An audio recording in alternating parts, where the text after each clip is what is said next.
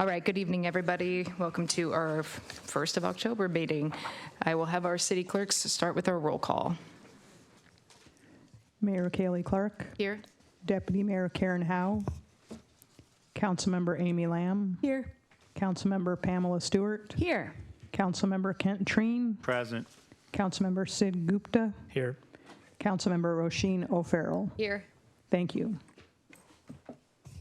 Great, thank you. Councilmember Lamb. I motion to excuse Councilmember Howe from this meeting. Second. All right, moved and seconded. All those in favor say aye. Aye. Aye. Opposed? All right. Councilmember Gupta, will you lead us in the pledge, please?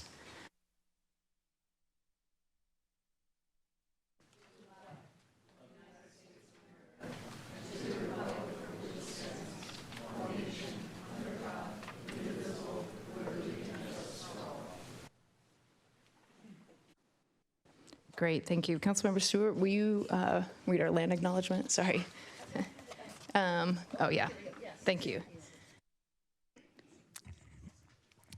We acknowledge that we are on the indigenous land of Coast Salish peoples who have reserved treaty rights to this land, specifically the Snoqualmie Indian tribe. We thank these caretakers of this land who have lived and continue to live here since time immemorial. Great, thank you so much. Next, I will entertain a motion to approve the agenda. So moved. Second. All right, it's been moved and seconded. All those in favor say aye. Aye. Aye. Opposed? Great, thank you. Okay, so next up we have our public comment, and as a reminder, you get 3 minutes per person or entity, and we do have 2 people who have reserved time online, so we'll have a total of 24 minutes in the room for a total 30-minute time cap.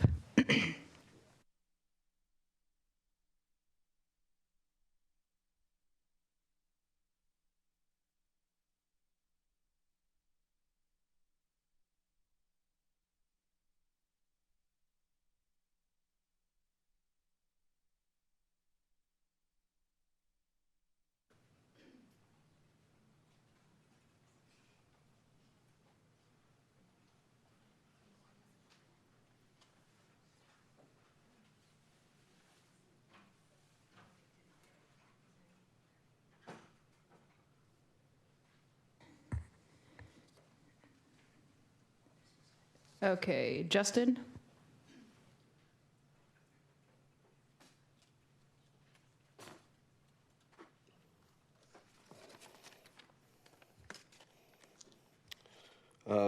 Hello, my name is Justin Stiles. We've met before. I'm the president of Eastlake Little League. I've spoken to you and emailed you in the past regarding Eastlake Little League and the unfortunate situation that we are in with the field use at Inglewood Middle School. I know you guys are all extremely busy, and I really appreciate your time to hear us on this issue. This year, we had 40 teams in our local Little League. The boys and girls from ages 4 till 16, and 99% of them live within the Inglewood boundary. These are 40 teams who spend money in our local economy, 40 teams who participate, participants are learning many life lessons and winning and losing, teamwork, goal setting. These 40 teams with dedicated community members who volunteer their time to teach these lessons. This last year, without the use of Inglewood because it was under construction, we got a firsthand look at what it would look like without that. We have 2 fields that can safely be used for games at the competitive levels of 9 to 10, 12-year-olds. We had 10 teams in those age groups last year. We had games scheduled on both fields Monday through Thursday, and we had Fridays set aside for practices and makeup games for rainouts. Saturdays are jam-packed with games, and we had a handful of teams having to practice on Sundays, which isn't ideal. We had to use the Blackwell field for 7 of the team's practices. 4 of those teams had to share it. And the Blackwell field, according to the City of Sammamish's field study in 2020, was rated 5 in quality and playability, which is the worst possible rating on that scale. This poorly rated field is our 3rd best option for baseball currently. The Inglewood fields recently turned into turf were 2 of the highest ranking rated baseball fields on that list in all of Sammamish. A lot of that was due to the work that our league put in to maintain them. Our softball teams are also struggling with fields. They recently lost the use of the JV softball field at Eastlake High School due to the new late dismissal because they don't get the field now until 6 p.m. and it gets dark too early for them to be able to use it. We need the fields in Inglewood. We supported this project when I originally had a phone conversation with Chris Jordan, the previous parks manager. When I asked him if this fields would be $65 an hour like the Eastlake community fields, I said because we wouldn't support it if that was the case. He responded to me and said, no, that wouldn't. I was told that they would be comparable to the ESP rates, the East Sammamish Park, which at the time were $18 an hour. That was manageable for us in our budget. With that said, we were extremely blindsided and shocked when we were told it would be $65 an hour. I also noted at the time, why are we taking away 2 fields that are consistently being used when field study clearly states that we needed more fields? This is not a city-owned field. This is a Lake Washington School District field that nearly 100% of our participants live within the boundary. And we are being charged the same amount of rent for the field that Seattle Stars lacrosse or Issaquah soccer or other out-of-area programs that don't even live within the Lake Washington School District boundary, let alone the Inglewood boundary. I noticed that Blackwell is also on the list to be turfed. Thank you. I hope you guys don't do that. Thank you. Mindy?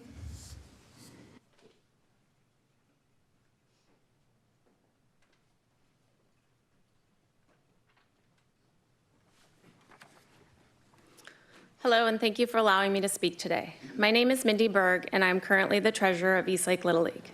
My family has been part of Eastlake Little League for the past 7 years. I am here tonight to discuss the financial position of Eastlake Little League and the use of the new Inglewood Middle School baseball and softball fields. Last season, our overall operating expenses totaled $144,000, and our registration revenue was only $93,000. We are fortunate to have a large community of parent volunteers that work at companies that offer volunteer matching. This revenue, along with our community donations and sponsorships, allow us to operate close to break even. This past season, we had 40 teams and almost 400 baseball and softball players. Eastlake Little League provides an opportunity for any child ages 4 to 16 that has interest in baseball or softball. Everyone is placed on a team, no matter what the skill level. Our costs to play range from $99 for our youngest T-ball players to $295 for our oldest group. We also provide a family cap of $500 for those with multiple children. Our field rental and maintenance budget over the last few years has accounted for roughly 30% of our overall budget. Our largest field expense is our field rental of East Sammamish Park. During our season in the spring, we rent both fields every day for our baseball teams. We currently pay $20 per hour per field. We also use the field at Pine Lake Park for our softball teams, also paying $20 per hour per field.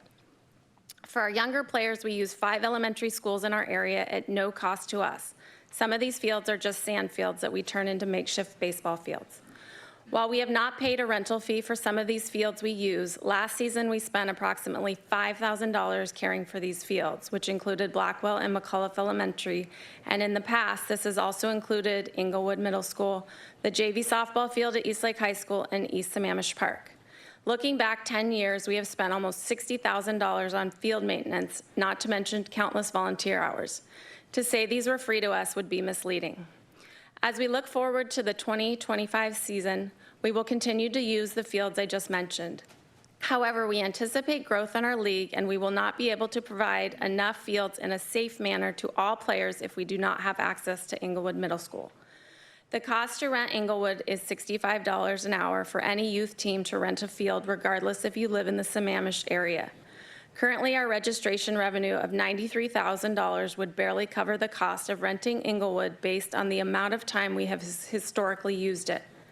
With the new fields, we anticipated an increase in field rental costs, and we're planning to increase our registration fees by roughly 15 to 20% for the higher price programs. That would equate to about $50 a player. With the new proposed rate of $65 an hour, we would need to raise the cost by more than 50%, equating to at least $700 per player for a recreational, community-based youth program. Thank you. Thank you for your time today. Thank you. Annie?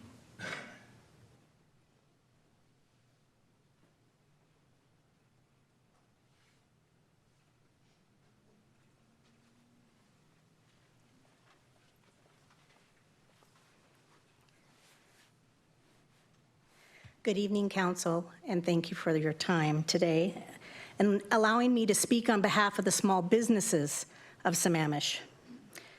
My name is Annie, and my family opened the Pine Lake Ale House and Grill 25 years ago. We were your second permit on the desk when you incorporated to the city of Sammamish in 1999, and we are very proud to be part of this community. Running a small business in this community is becoming increasingly difficult. We rely heavily on local consumers to sustain our businesses. This is not a community where people pass through to get from one place to another. It is a destination for those who call it home. Eastlake Little League is vital to our business's success. We are a place where families come together after ball games and practices, where volunteer coaches gather after a long day at work to talk with one another and support one another, where win or lose, teams come to forge lifelong relationships in our dining room. It is humbling to be a place that brings people together. It is vital to our business's existence that Eastlake Little League stays in our community of Sammamish. We need our customers to come home from work and attend their children's games and practices in this community, that they utilize the small businesses in Sammamish. If they have to travel to Issaquah or Redmond for their children's sports, the families will eat, they will shop, and they will fill their gas tanks in Issaquah and Redmond, bypassing Sammamish's businesses on their way home. Having had my two nephews participate in Eastlake Little League, I know that it brings grandparents, uncles, and aunts to this community where they enhance the small businesses. Our small business population is dwindling. Big business is becoming more prevalent, as it is extremely expensive to do business in this area. We rely on the community for our small businesses to succeed now more than ever. On behalf of myself, my brother, and my father, I humbly ask you to keep Eastlake Little League in this community, as our small businesses depend on it. Again, thank you for this platform. I'd like to invite any one of you to come down and see my father, Dennis, my brother, Kevin, and myself to discuss this very important matter. Anytime our door is open, I'm open to close Tuesday through Sunday, except for Thursdays I go home at 3. I'm a slacker. Thank you. Thanks, friends. Danny?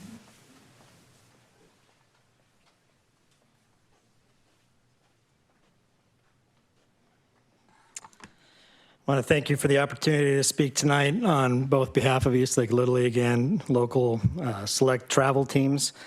Like Justin, I'm a board member for Eastlake Little League and serve as the VP of baseball. I've also coached numerous teams at every level of Eastlake Little League and have volunteered hundreds, if not thousands, of hours, both coaching and maintaining the fields that we use. We as a league are very gracious to the city of Sammamish and the Lake Washington School District for helping us provide this opportunity for youth in our community over many decades. Eastlake Little League, like Little League International, is an all-volunteer organization.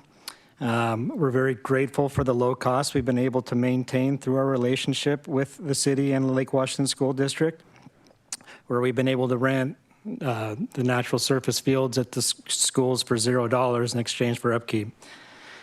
Prior to the turf construction project, IMS was a prime example of our community in action as we kept natural surface fields playable for our kids at levels ranging from instructional baseball all the way through competitive and into intermediate and senior levels. As the city of Sammamish cited in a previous study, we historically have lost a number of games due to weather. Turfing IMS and future projects are a welcome and necessary improvement to the fields and their playability. But at the recreational level, this is only true if we're able to maintain our low costs. Per conversations with Chris Jordan before his departure, it was understood that while a $0 rental fee was not feasible, we would be able to maintain a significantly reduced rate in order to keep our costs in line with both neighboring Little Leagues and an affordable rate for families that are just seeking to find a new sport. The kids I coach in select baseball could not be more excited to play on these new fields. As these kids play play significantly more baseball than those at the recreational level, they naturally pay a higher player fee. We play generally rain or shine on a field anywhere in the Puget Sound. And these kids are ecstatic that these fields are now in their backyard at the school that 99% of them call home. Yet while local kids play select sports, local kids who play select sports now have greater access to more playable fields. We need to make sure that we do our part as a city and community to make sure that these fields are available for recreational leagues like East Lake Little League. Roughly 99% of the athletes in East Lake Little League either attend Inglewood or will attend Inglewood.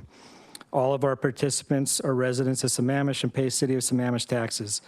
And the City of Sammamish cited in its own study of the turfing project at IMS the need to maintain low costs for recreational leagues like East Lake Little League. Facts being facts, if East Lake Little League has to pay the same rate for fields as select teams, both local and afar from Bellevue, Woodinville, among a few, our league will collapse. Again, we thank you for your time. Thank you. Eric?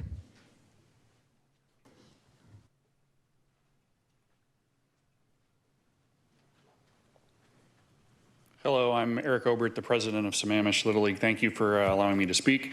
And I want to just thank the employees that I work with at the city that helped me run a very useful service for our community. I want to express concern around these increased fees per hour to charge for turf fields. We are going to have BLP turf sometime before the end of the decade, so it'll affect my league with these charges. Sammamish Little League serves a large number of children in the community, fostering teamwork, sportsmanship, and healthy outdoor activity. High field rental fees will significantly strain the league budget, leading to increased registration fees. This will make participation less accessible, especially for families already facing financial challenges. Youth sports, particularly baseball and softball, are essential to the community and should remain accessible. This proposed fee would create inequity by favoring wealthier teams or organizations that can afford the higher rental fees, putting local community sports programs at a disadvantage. The demand for fields is only expected to increase, especially with new housing developments, such as the town center adding 700 units. This will create more players and teams seeking access to fields. With the new Little League rules expanding participation, it's crucial to ensure field availability at a reasonable cost for all local leagues. I propose that we maybe work together to come to a more reasonable fee structure or an altered pricing model that takes into account the community benefits provided by organizations such as Little League.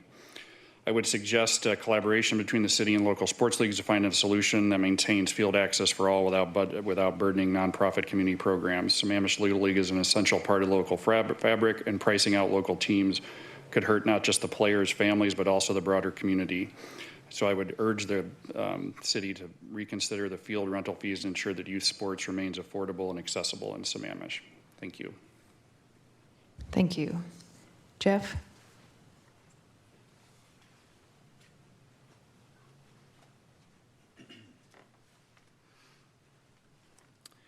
Thanks for letting me speak. My name is Jeff Gata. I'm a dad and a coach in East Lake Little League. I'm here to talk about really growth in general around the Little League and how are we going to support that and maintain that going forward. I mean, we've seen over the last handful of years the lack of fields that are impacting how we schedule things and the access these kids have to the fields. You know, new people coming in, new residents, the growth, the 700 units that are going to be opening up, it's just going to create more demand. And so I'm hoping that we can come to a way to build more fields to support these activities. I myself am a new resident, just moved in a couple of years ago, and I can speak firsthand to the ability of the league, the Little League itself, to build community, friendships, allow kids the opportunity to socialize and to just become better people. I appreciate the opportunity as a coach to represent that and to help guide them to become better people and become better individuals and contributing to the world. Yeah, it's really like team sports, the importance of it, really, and what would happen if the league wasn't here. I know when I moved here and saw the league and saw that they went to the Little League World Series a couple years ago. There's an incredible amount of demand for this league. There's potential for Redmond North and the Little League and East Lake Little League to merge and create more and more. But how is that going to happen if we don't have fields to play on? How are the kids going to learn to be good teammates and to get structure and responsibility around team sports specifically? And, growing up in California, I think we took it for granted, the access to fields we had. But I will say, if I weren't able to play baseball and have access to that, I would not be here today. I can guarantee you that. So, thank you. Thank you. Can't quite read this one. Is it Kieran Mai?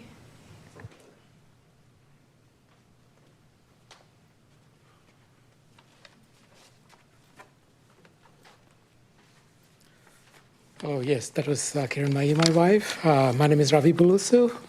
We are residents of Lawson Park by Southeast 8th. I'm here, we received a letter in mail recently which says there was a notice of application with regards to Pine Lake Estates that's going to be built, and there's a lot that's been subdivided and new houses are coming up. Apparently, the access to that, Lawson Park is a little community. It's sort of divided by a road into two different halves. And each of the half is divided further into another. There's 4 quarters. And the proposed road apparently is actually going to cut through the community. And this is, much of Sammamish is completely residential. And then in this one particularly, it is all young children, and my children, my neighbor's children, who's also here, they're constantly running across the road, ringing each other's bells at whatever time in the evening. Having these townhomes and houses come up and having to cut through the community is probably what it's going to end up doing, is divide the community, because we're not going to be able to let the kids play like we thought we would when we first bought the houses. And it is not just us. There are other families with kids aging from, a few months to, teens and preteens. I tried to understand, based on the information that was available, as to how exactly that was going to work. I couldn't make sense of any document that was available out there. The maps were not very clear. But one thing that was very evident, because there was a big sign out there, was that the traffic is going to be diverted through the Lawson Park community. My daughter, she wrote a letter, which we're probably going to send it to you maybe over the next day or two. She's a 3rd grader in Endeavor. But we are here to urge you to reconsider, in case there is a straight shot road available, which does not have to go through the community.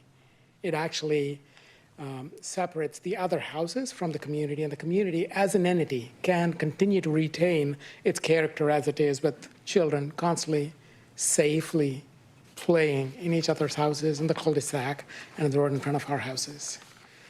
Thank you very much for giving me this opportunity. If I'm appearing that I'm not very well prepared, it is because I got to know about this only an hour back. I really do appreciate this, nevertheless. Thank you all. Thank you. He does, yeah. Gabe?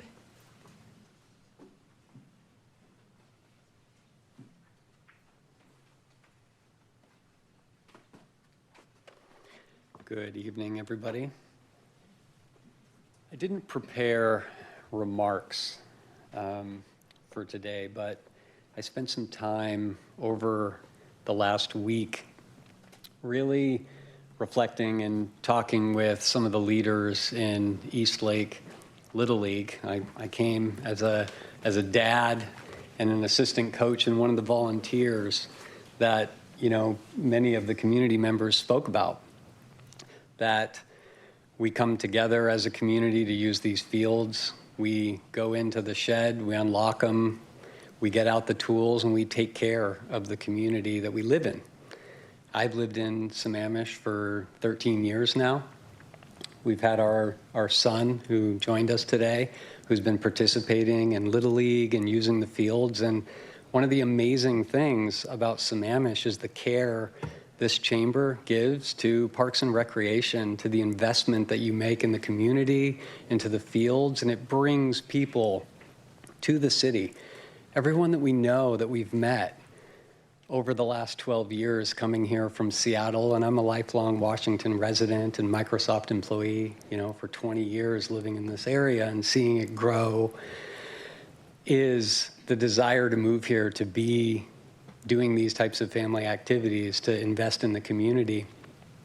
And it's startling to me when I talk with colleagues at work and outside who live in other areas who can't wait to come and use the fields and be in this community because their children who play baseball like mine want to come here. They want to use these fields. They want to come to Sammamish, and they want to be able to pay in order to use this. And I'm reflecting upon the disproportionate impact that can have if we're not thinking together as a community. How do we do things in a way where it's not disproportionately affecting the kids that live here?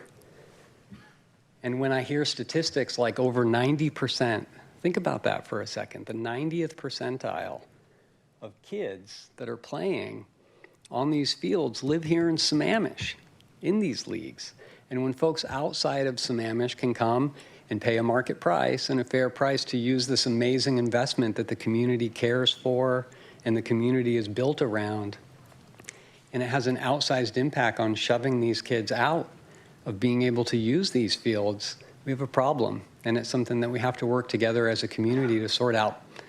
It's these unintended consequences that we tend to have to live with. And I just know the commitment that the city has to these fields and to the community that will live up to the commitment we have to transparency, right? I know that this is an important goal of this chamber and something that we need to work towards. I know that my time is up, but this is something that didn't seem particularly transparent to the community about how Thank these you. would happen.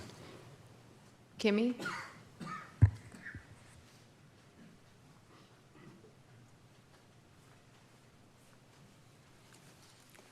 Hi there. This is my first city council meeting, probably since I was probably in first grade. So I'm a little nervous, and I apologize. I did not prepare like everyone else did.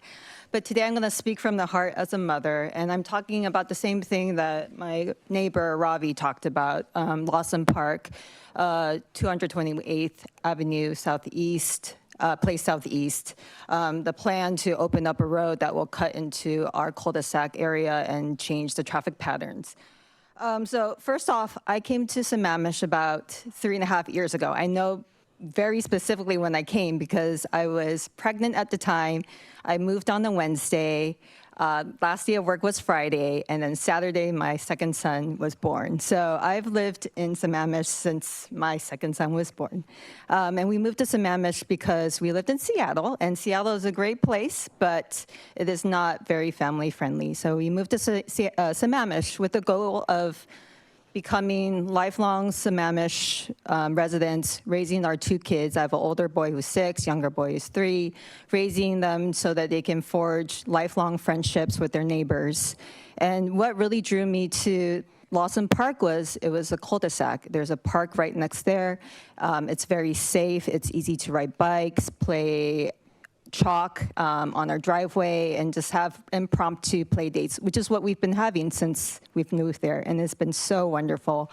I've gotten to know my neighbors here, our direct neighbors next to us, who have a 5-year-old now, and so pretty much every night when the weather's nice, even sometimes when the weather is not so nice, we will be outside playing, and I really want to keep that energy going for as long as my kids are willing to have play dates in the street. I definitely do feel that the cul-de-sac has so much benefit. My 2 sons have learned how to ride their bikes there, their scooters there. I feel safe having them outside, not worrying about car traffic. And I do feel that by opening the road to that new community next to us, that will definitely change traffic patterns. They sent a letter to us, and it's not very clear in terms of how the road is going to be set up, if it is set up, if there's going to be stop signs, how it's going to, again, affect the traffic into our current cul-de-sac. So as a mother, again, I really hope that City Council will take this seriously in terms of how it will affect our community, the friendships that we have forged over the years in terms of providing a safe, continued environment for our kids to grow up in. Thank you. Thank you. Steve?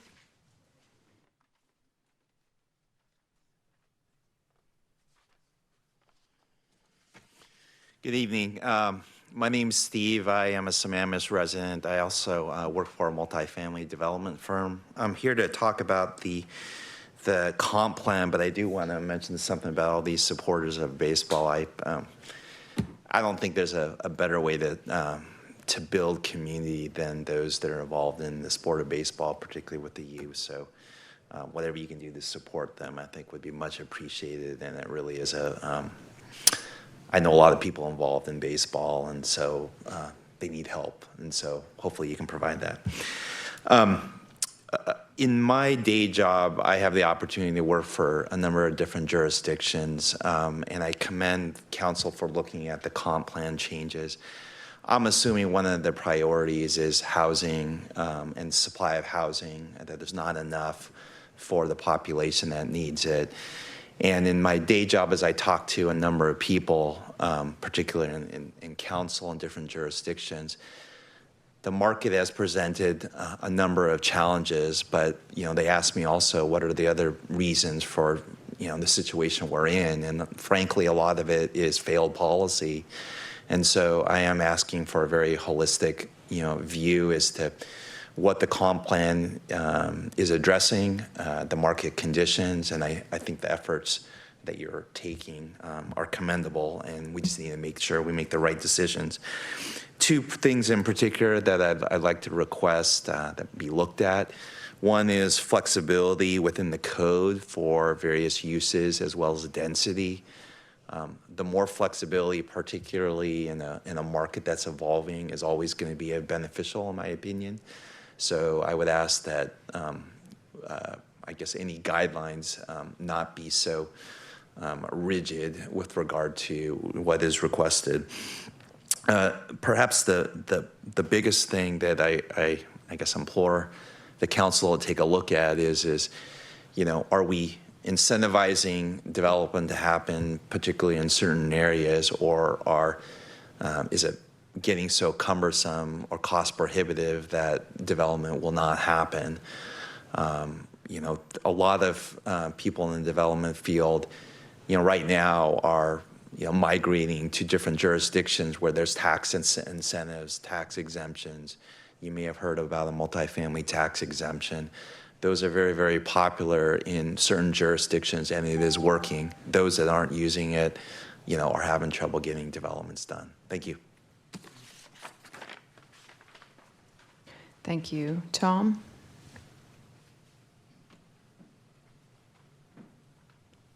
No Tom? Unless I can't read this. Tom Butler? Is your name Tom? Yes, I didn't know Awesome. I was signed up. Oh. Awesome. But that actually leads in really nicely. I'm Tom Butler. I am a Eastlake Little League dad, and I want to just bring a little bit of my own perspective to the field access thing. I signed up because one of those guys back there that I did not know, except through Eastlake Little League, signed me up tonight without my awareness. And I grew up without children's sports. And my children are growing up with Eastlake Little League. And because of Eastlake Little League, I've got friends like that. And my kids are friends with all of their kids. And when we need each other to support field access, or if somebody's sick, or if somebody needs homework help, we have that. And we have it because of these programs. I will also tell you, having not grown up with children's sports, that if I had moved into the community with the rates that are being proposed now, we would not have signed our children up. It would have seemed like too expensive of an experiment to try. And that would have been a tragedy. And I hope we can find a way to continue the kind of access that when we moved into the community, we found, so that when others move in, like me, or as their children grow up and they're ready to sign up for East Lake Little League, they're able to make that experiment as well. And I think I'll wrap up early, and thank you for your attention on this matter. Good job, Tom. Online? We had one person who pre-registered online who's actually in attendance, so that person could comment now in person. And we have one other online commenter after this. Good evening, everyone. My name is Jaskaran Singh. I am here to share my concerns regarding the recent increase in jewelry snatching crime, specifically targeting the Indian community. As a member of community, I am deeply troubled by these incidents and the impact they have on our sense of safety and security. I have already sent an email to city manager and the police department. I'm waiting for the reply, and a few community members want to meet out somebody in the staff. It is unacceptable for any community to face targeted crime based on their cultural practices or appearance. Unfortunately, some members of Indian community have experienced this type of crime due to wearing traditional jewelry. It is essential to address this issue, ensure that everyone, regardless of their cultural background or personal style, feels safe and secure in public spaces. As a citizen who contributes to growth and development of our communities through the payment of taxes, it is reasonable and essential that we expect a safe, secure environment in return. Seniors may feel less safe and less confident in enjoying outdoor activities alone. Our senior citizens have contributed significantly to the development of and growth of the country. They deserve to be supported and have access to services that enhance their quality of life. Public safety is a fundamental aspect of any well-functioning society. It is the responsibility of our governments to ensure that our communities are protected from harm.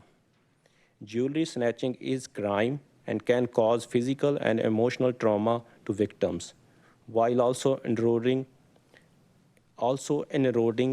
the public confidence in the safety. We understand that combating crime requires a collaboration effort between residents and local authorities and law enforcement. We believe it is crucial to address this issue head-on before it escalates.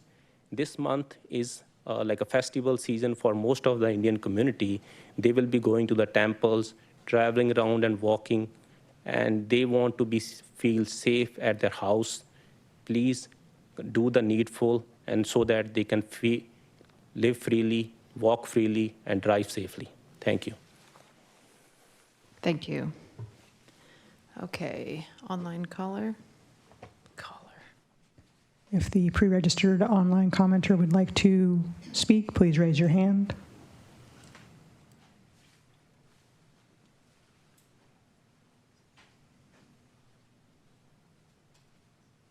Okay, we have no online commenters. Thank you. All right, thank you so much. Okay, council, next up we have the consent calendar. I will entertain a motion for that unless anyone wants to pull anything. I move to approve the consent calendar. Second. All right, moved and seconded. Any questions? All those in favor say aye. Aye. Aye. Opposed? All right. Okay, so on to our proclamations. I think Councilmember O'Farrell is first. Thank you, Mayor. Wait, sorry, I messed up. I did not mess up. Okay. I should go? Okay. Breast Cancer Awareness Month, October 2024.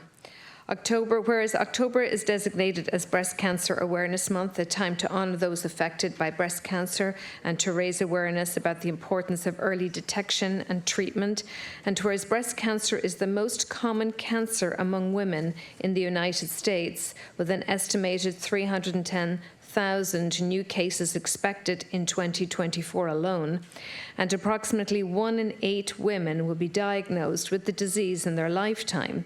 And whereas advances in early detection and treatment have improved survival rates, with a 99% 5-year relative survival rate for cases diagnosed at the localized stage, and over 4 million breast cancer survivors currently living in the United States.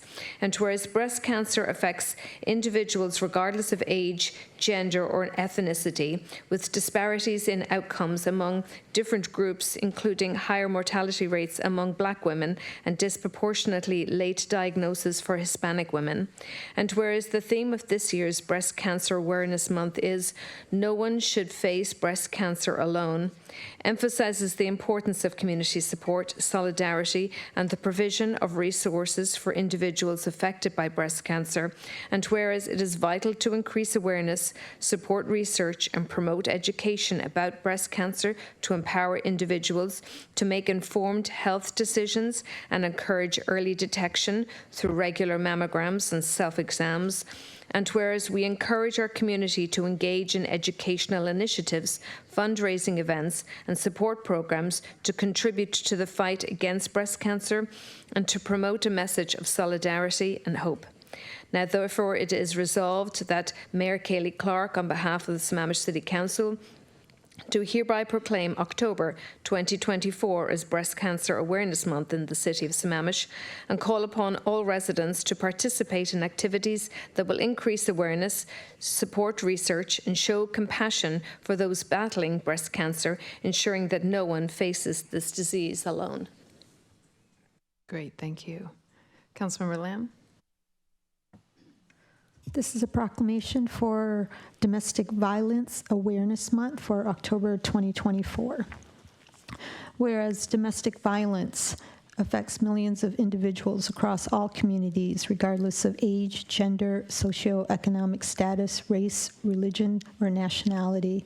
And whereas the physical, emotional, and psychological harm caused by domestic violence can have long-lasting effects on survivors, their families, and communities, necessitating comprehensive support and resources. And whereas the theme for Domestic Violence Awareness Month 2024, Heal, Hold, and Center, emphasizes the importance of healing from trauma, holding space for those impacted by violence, and centering survivors in our efforts towards prevention, recovery, and advocacy. And whereas it is crucial to support local and national organizations that provide life-saving services, counseling, advocacy, and education to empower survivors and work toward ending domestic violence. And whereas through community efforts we can promote education, increase awareness, and strengthen partnerships between government organizations and residents to foster safe, supportive environments where every individual feels valued and secure. And whereas Domestic Violence Awareness Month provides an opportunity to recommit to protecting vulnerable individuals, encouraging healing, and ensuring survivors have access to the resources they need to rebuild their lives. And whereas the City of Sammamish stands in solidarity with survivors of domestic violence and their families, and to reaffirm our commitment to creating a future where everyone can live free from fear and violence. Now, therefore, Kaylee Clark, Mayor of Sammamish, on behalf of the City Council, hereby do proclaim October 2024 as Domestic Violence Awareness Month in Sammamish, and urge all residents to participate in supporting survivors, raising awareness, and advocating for lasting change. Great, thank you so much. All right, I have the last one for National Substance Abuse Prevention Month. Whereas millions of Americans face substance use disorders, including underage drinking, alcohol dependency, non-medical use of prescription drugs, abuse of over-the-counter medications, and illicit drug use, all of which pose significant challenges to individuals and communities across the nation. And prevention strategies that target the root causes of substance use are essential in helping individuals lead healthier lives, with early intervention proven to reduce the negative consequences of addiction before they occur. And October is designated as National Substance Abuse Prevention Month, a time for communities to come together as partners in prevention, to acknowledge those in recovery, and to recognize the children, parents, families, and friends who provide essential support.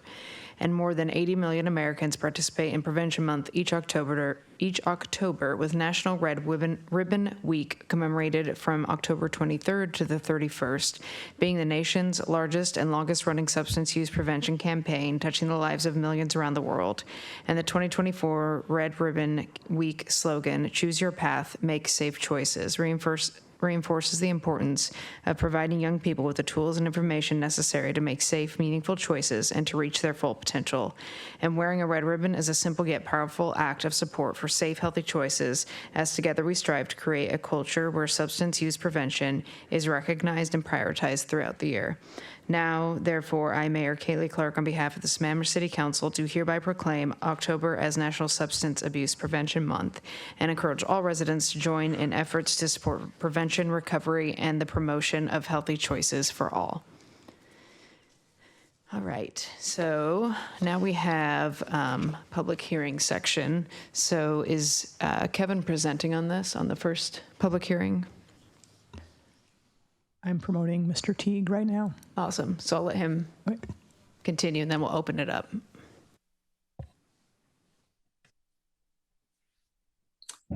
All right. I'm hoping you all can hear me. Thank you, Madam Mayor and City Council, Mr. City Manager. For the record, my name is Kevin Teague, and I am the Deputy Director for Parks, Recreation, and Facilities. With me tonight, I'm hoping John Arnold is online. He is our Facilities and Internal Services Superintendent. The city's equipment rental and replacement plan calls for the replacement of 9 vehicles and 4 pieces of equipment owned by the city this year.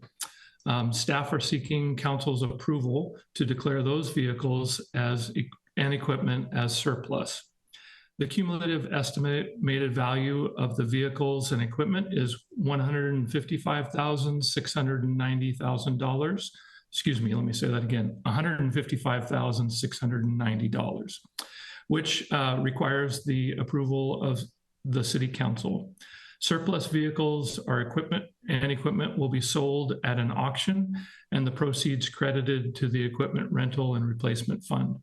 In accordance with RCW 35.94.040, when the city determines equipment originally acquired for public utility purposes is no longer required for public utility services and has an estimated value greater than $50,000, the city must hold a public hearing prior to disposing of such surplus property. So if it pleases the mayor, you may open the hearing. Great, thank you, Kevin. All right, so we are going to open this public hearing for Resolution 2024-1068. I don't know if anyone signed up to comment on this specifically. Okay. Council, I will open up to you for any questions for Kevin and or John.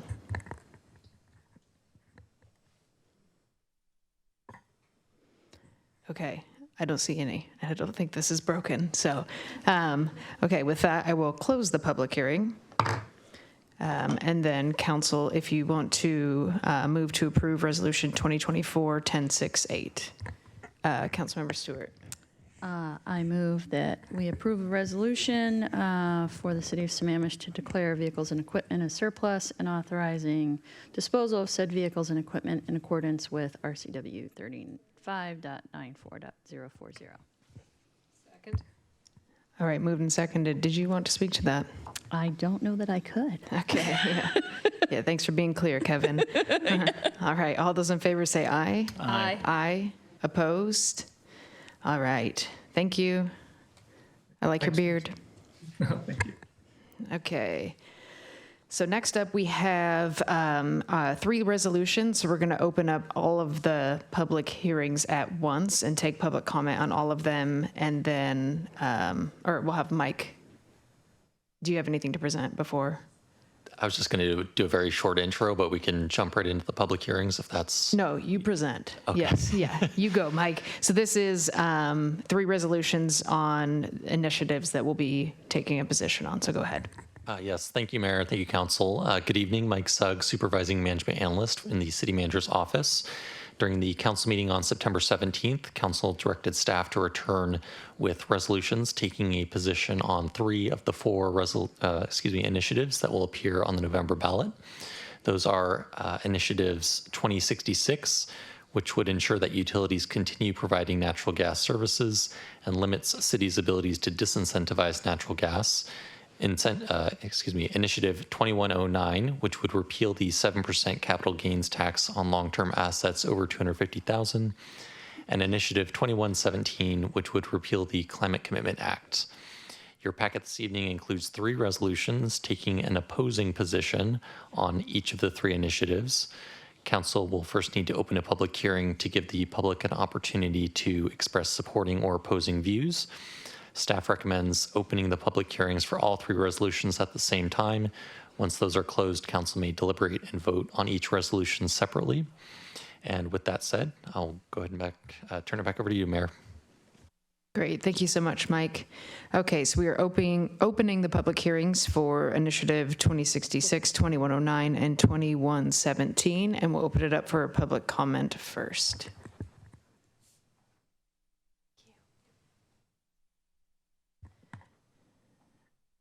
I don't think this is right, because this is Gabe. I think this is Little League.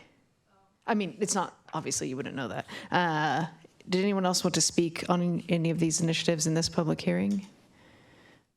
Okay, did anyone sign up online? We had a person pre-register. I wasn't sure if they wanted to comment at this hearing, so I will ask the pre-registrant to raise their hand if they'd like to comment.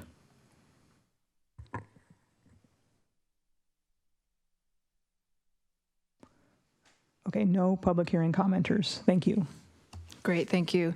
All right, Council, I will open it up for comments or questions, unless we would like to take it to a vote. Mayor, do you want to close the public hearing? Yeah, I could do that. Yeah, I was going to offer any questions first, but I think that's probably, I think we have none. Okay, so we are going to close all 3 public hearings. Okay, so resolution number 2066, if anyone has a motion for that. Oh, sorry, Councilmember Stewart. Oh, I was just going to ask a question about how we should sort of, do we just say we move to put forth a resolution opposing, or how should we word these? Just, they're a little bit different. Thank you, Councilmember. Mayor, if I may. The resolutions are written in a opposing manner already, so council can just move the resolution. If it is seconded, then you can have conversation and discussion, and then when you're ready, just call for the vote for that resolution. Thank you for helping me avoid double negatives. May I, okay. I move that we approve a resolution for the City of Sammamish opposing state initiative measure number 2066 relating to the regulation of energy services, including natural gas and electrification. Second. All right, moved and seconded. I think you want to speak to that one? Yeah. I don't believe that this resolution is necessary. Utilities are already provided, so this would really just handcuff future innovations and changes that may happen in the distant future. There is no change the way state law is currently for anyone to be able to get the necessary utilities. So, great, thank you. Councilmember Treen, did you want to speak to that motion? Yeah, I won't be able to support this motion. And the reason why is because it's clear in the Constitution that, and under the Enlightenment principles that the Constitution was framed, is that it's we, the people, have the ability to help set the laws and vote for our representatives. And so one of the things the state of Washington has done through their constitution is allowed for the initiative process to take place. So as a governing body, it really is not our place to take a lead role or even voice our opinion as a body to something that the people are bringing forward in the form of an initiative. So because of that very reason, there will actually be, and we'll just, for the sake of time, I'll just tell you, I'm not in favor of passing any of the resolutions that are being presented tonight. Thank you for your time. Thank you. Councilmember Lamb? So natural gas is a fossil fuel, and I believe we need to continue moving towards using renewables to reduce GHG emissions. There's been a lot of misleading information out there that we are banning natural gas. Anybody that has natural gas and is using natural gas in their home can continue to use natural gas. Sammamish as a part of our climate action, and we are looking to reduce our emissions in the city. We need to continue discouraging the use of natural gas in buildings and in new construction in order to meet our climate targets. We see extreme weather events happening more frequently as a result of climate change. I think in the media we have seen really devastating images of what's happening in Florida with Hurricane Helene, and there should be no debate that climate change is an existential threat. I do not support repealing 2066. Great, thank you. All right, we do have a motion on the floor to approve this resolution. Did anyone else want to speak to that before we vote? All right, all those in favor of this resolution say aye. Aye. Aye. Opposed? Nay. Okay, so resolution 2024-1069 passes. Next, I will entertain a motion for resolution 2109. Councilmember Stewart. We'll just bowl through these. Let me get to the right page here. I move that we pass a resolution opposing the state initiative measure 2109 relating to Washington's capital gains tax. Second.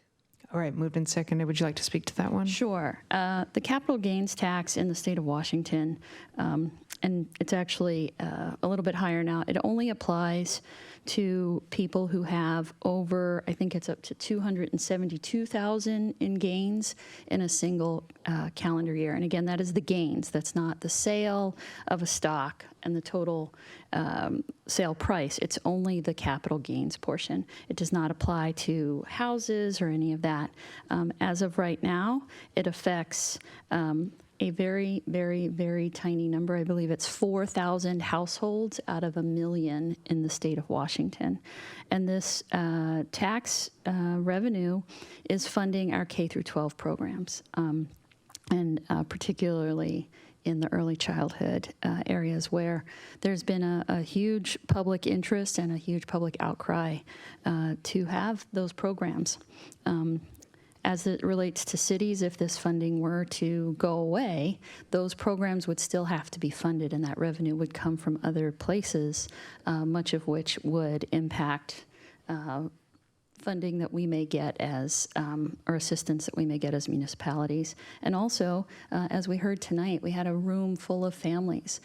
Anything that affects education clearly affects the city of Sammamish in very deep ways. Thank you. Thank you. Councilmember Lamb, would you like to speak to that motion? Yeah, I just wanted to note that it affects around just what Councilmember Stewart was saying, that it is about 4,000 people that this affects, and it is 8 million people in the state of Washington. Sorry. Yeah. Thank you. Sorry.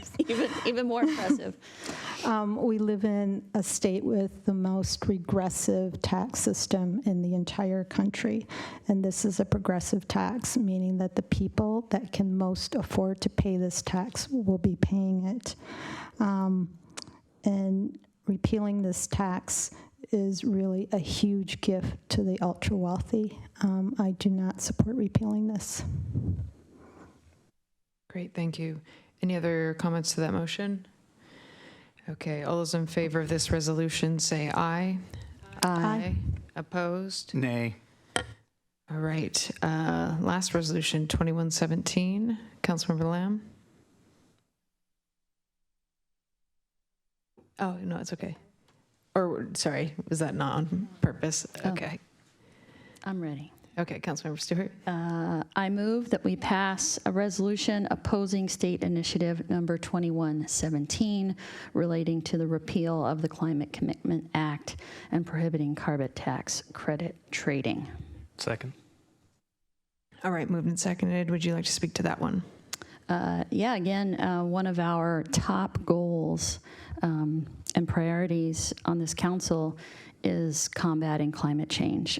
Councilmember Lamb already spoke to some of the devastation. There are multiple articles that you can read about why Hurricane Helene was so bad, and the primary driver of that is the burning of fossil fuels. So this Climate Commitment Act is critical to help disincentivize those who produce the most pollution, and the revenue that has been collected from that is being put back into the communities that need it most, and combating the effects of climate change, mitigating to those, and creating some very good paying green jobs. So again, it has a huge impact on our city, on the revenues that municipalities receive, so that we can implement our climate action plan. Thank you.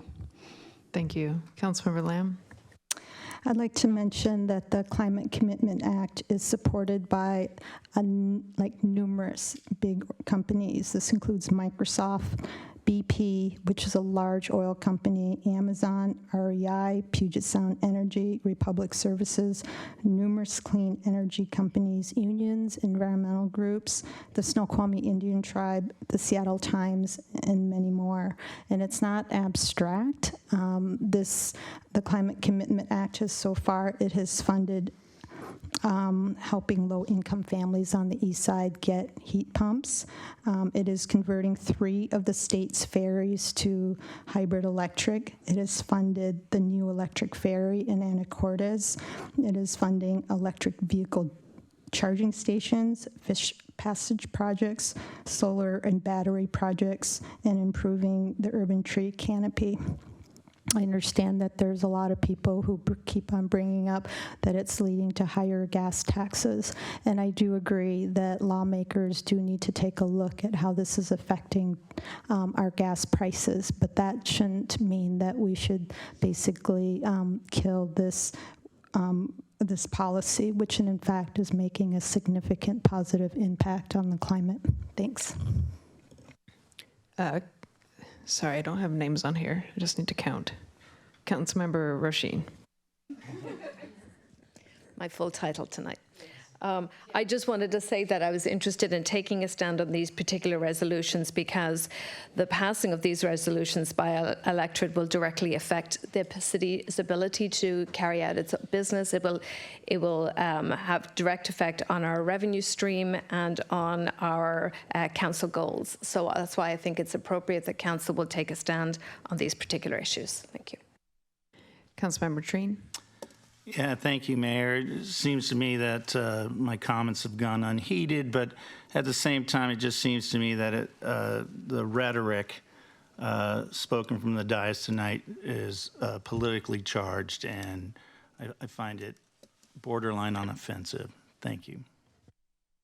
All right, anyone else want to speak to that motion? Okay, all those in favor say aye. Aye. Opposed? All right, so all 3 resolutions have passed. Thank you so much, Mike, for your help. Okay. Budget. So we're back with Vicky and Scott on the CIP.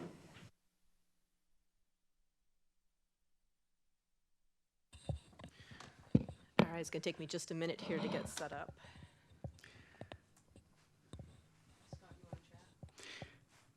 Yeah, thank you, Mayor. While Vicky gets set up, I will start talking, and she will catch up with the presentation when we get there. So we are, as you know, we have had now 3 discussions on the budget and the budget process getting us to this point. Tonight, we will be presenting a draft city manager's recommended budget in GFOA form, and Vicky can talk a little bit more about that. And so tonight we will be running through the city manager's budget, a presentation of the draft biennial budget, and including a quick guide for reference, presentation of the draft capital improvement plan, next steps, and then a recap of our budget outreach. So one of the parts of the GFOA budget is it includes a city manager's budget message, and that is at the front of the GFOA budget. Hopefully you had a chance to take a brief look at it. It is an extremely long document that has a lot of information in it. However, we are presenting this at the front end this time because in no small part, the GFOA budget includes context and verbiage to go with the numbers, which I think is a really helpful and imperative piece as we talk about how the budget works and why decisions are being made. So the city manager's budget message is in no small part that we are continuing direction that initially kicked off in June of 2022 when we kicked off the last biennial budget process and verified last year when we kicked off the fiscal sustainability task force process, which is council direction to maintain levels of service and to hold staff harmless. So following that, the Fiscal Sustainability Task Force last summer recommendation included principles that guided this particular budget process, which is we need to take action to avoid fiscal insolvency.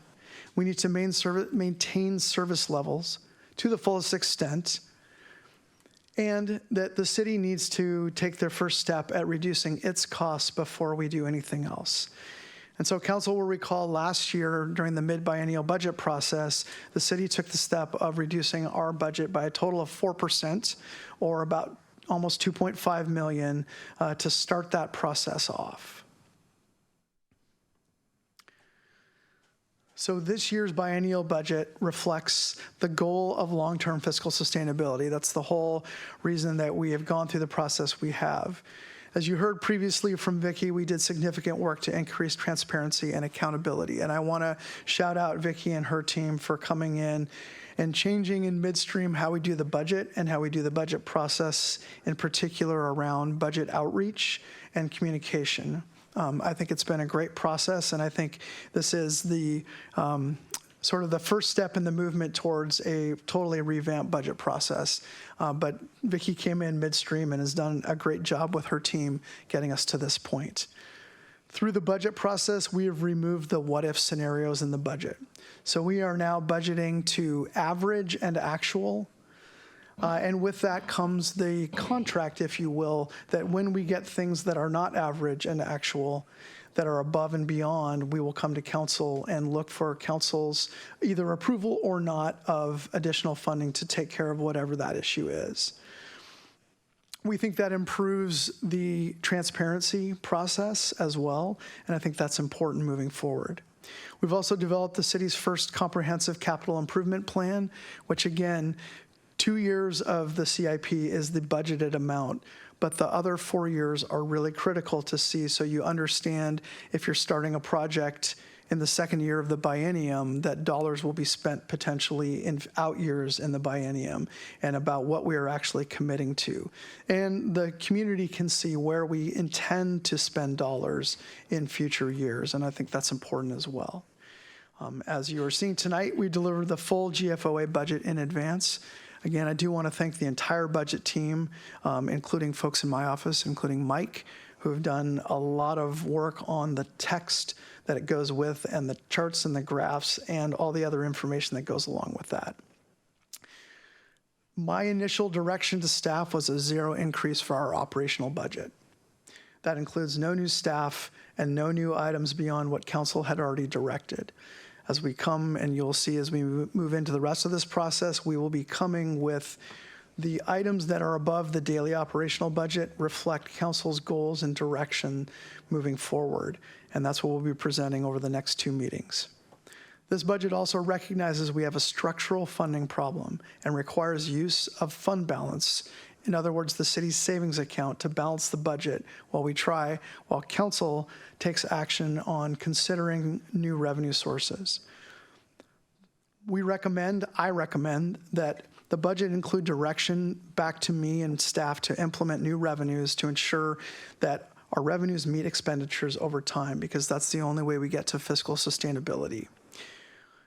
We are asking council to direct us to implement a 6% utility tax, to come back with that to council for further review and potential action, with the goal of implementing that tax in full starting January 1, 2026. And we're also asking council to direct us to start working to explore the creation of a metropolitan park district as a future council action. And so with that, I'm going to turn it over to Vicki to get into the actual financial part of the GFOA budget. All right, thank you. So Vicki Carlson, Finance Director for the record. So the GFOA budget document is more than 250 pages long. It's a wealth of information related to the budget and the budget development process. The information that's contained in the document is required by GFOA, which is the National Organization for Government Finance Professionals. And we have chosen to continue providing a document that conforms to the high standards that are set by GFOA. We don't go through all of this work to win an award, but to demonstrate that we comply with current best practices and that we have given you sound whys behind the numbers. Most of the information in the document you have seen before during these last few weeks of budget presentations, and it's been enhanced with the narratives. Again, explaining the whys behind the numbers. So I know this is a very large document, and I do encourage you to read it all.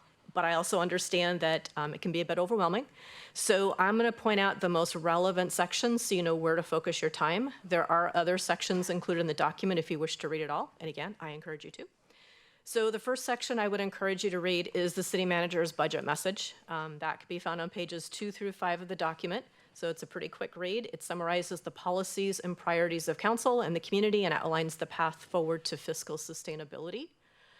I would also encourage you to do a quick read of pages 6 and 7. That's really a reader's guide, and it talks to you about the intent of the document as the budget document is designed to meet the needs of several audiences, and one of them being we want to use the document throughout the biennium, right? We don't want to just publish it and then let it collect internet dust for the next 2 years. The next section I would encourage you to read is the executive summary, and this is really the meat of the document. It starts on page 63. It's less than 40 pages, but it contains financial summaries of all of our funds with charts and graphs as well as narratives. The narratives will review all of our major revenue sources and expenditure categories and will give you a high-level discussion of the general fund. And if you want additional details on the general fund, that starts on page 100, and it gives details on revenues and expenditures specific to the general fund, as well as detailed information on each department. I've listed on the slide the information you can find on each department that's included in this section. So once you've read through and gotten a good understanding of the general fund, if you want to keep going, I would encourage you to review the financial forecast, which starts on page 174. The financial forecast goes through 2030 and provides narrative on how that forecast was developed. And then the next 3 sections of the budget document include information on our capital funds, which is general government, park CIP, and transportation CIP, our internal service funds, which is the equipment rental, technology and risk, and our 2 enterprise funds, which is the surface water operations and surface water capital. The organization is the same for each of these sections, providing you with a fund overview, budget highlights, accomplishments, and a list of the planned projects for the upcoming biennium. As you read through the document, keep in mind that the document is for a 2-year budget, so we only show the projects with budgets in 2025 or 2026. The CIP document is where you're going to want to go to see details on each project for the next 6 years. We've also included in the budget document a summary of the CIP starting on page 182. It will show you the full 6 years, but it's only a summary of each fund. Again, if you want the full details, you'll need to take a look at the CIP document. And as a reminder, this is the first time we've produced a complete 6-year CIP document, which is also attached to the agenda bill. In the CIP document itself, you'll find all of the funds that have CIP projects. The same summary section that's included in the budget document is included in the CIP section. And each CIP project has its own page that includes narratives on the project cost, funding for the project, as well as the timeline, as many of the projects are not completed in 1 year. And I do want to do my own shout out here. A significant amount of work has gone into the development of the budget, as well as both the budget and CIP documents. So I do want to take a minute to publicly thank Chris Giannini, our Deputy Finance Director, who has invested significant time working on the numbers that are included in the budget document. Lori Weil, our budget analyst, who built from scratch our first ever 6-year CIP document. It was a huge undertaking for her, and it took months to pull this all together. And also Mike Sugg, who was instrumental in formatting the final document to give it a more polished look. So before you tonight is what you've seen over the last few weeks. It is the recommended budget and the plan going forward. It's based on council policy direction to maintain the same level of service. The plan, which confirms the recommendation of the Fiscal Sustainability Task Force, includes the implementation of a utility tax with an effective date of January 1st, 2026, and to begin planning for a voter-approved Metropolitan Park District. Language will be included in the budget adoption ordinance to direct staff to implement the utility tax and to begin working on the MPD. As part of this plan, we are budgeting to use existing savings to balance the 2025-2026 budget.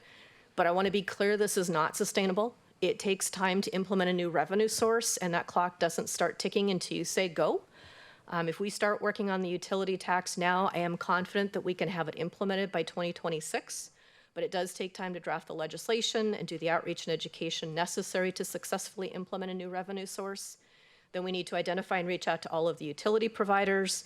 The most difficult and time-consuming, as I've mentioned before, is the telecom companies, because there are a number of them and we have to figure out who they are. And we also need to gear up to record the tax receipts and compliance auditing. The MPD is at least a 2-year, if not longer, runway to get it ready to place on the ballot. And again, the clock doesn't start ticking until the budget ordinance is approved. If the ordinance is adopted as presented, next year will be focused on getting the utility tax implemented and beginning to work on bringing an MPD to the voter. And just as a reminder, we are facing a fiscal cliff that arrives in 2028. 2028 is the year we have to start eating into our required reserves, and 2029, if we do nothing, it is gone. So we do need to take action now. We cannot bridge this gap and maintain existing service levels without new revenue sources. Plural, we do have to have just a utility tax and something that's voter approved, most likely a Metropolitan Park District. And without new revenue sources, then we have to be talking significant budget reductions. That means we'll be getting out of lines of business and reducing service levels on existing services.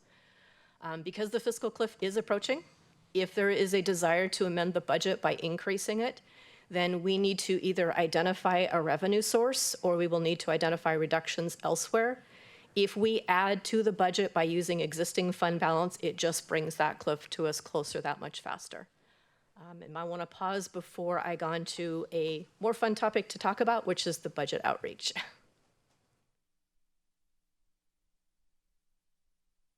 Is this a pause for questions? Awesome.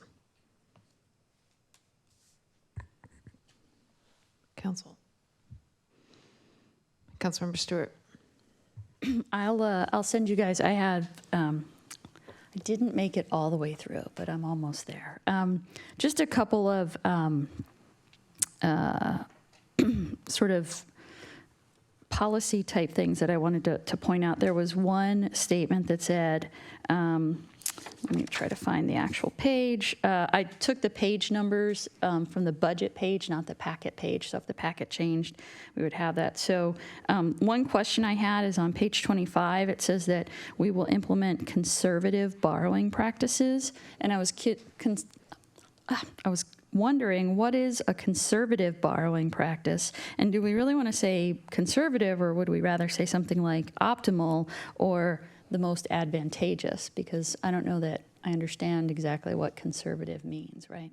Sure, I believe you're referring to the financial policies section. Yep. And we had introduced financial policies earlier this summer when I first started with the city. We'll be bringing this back forward for additional discussion.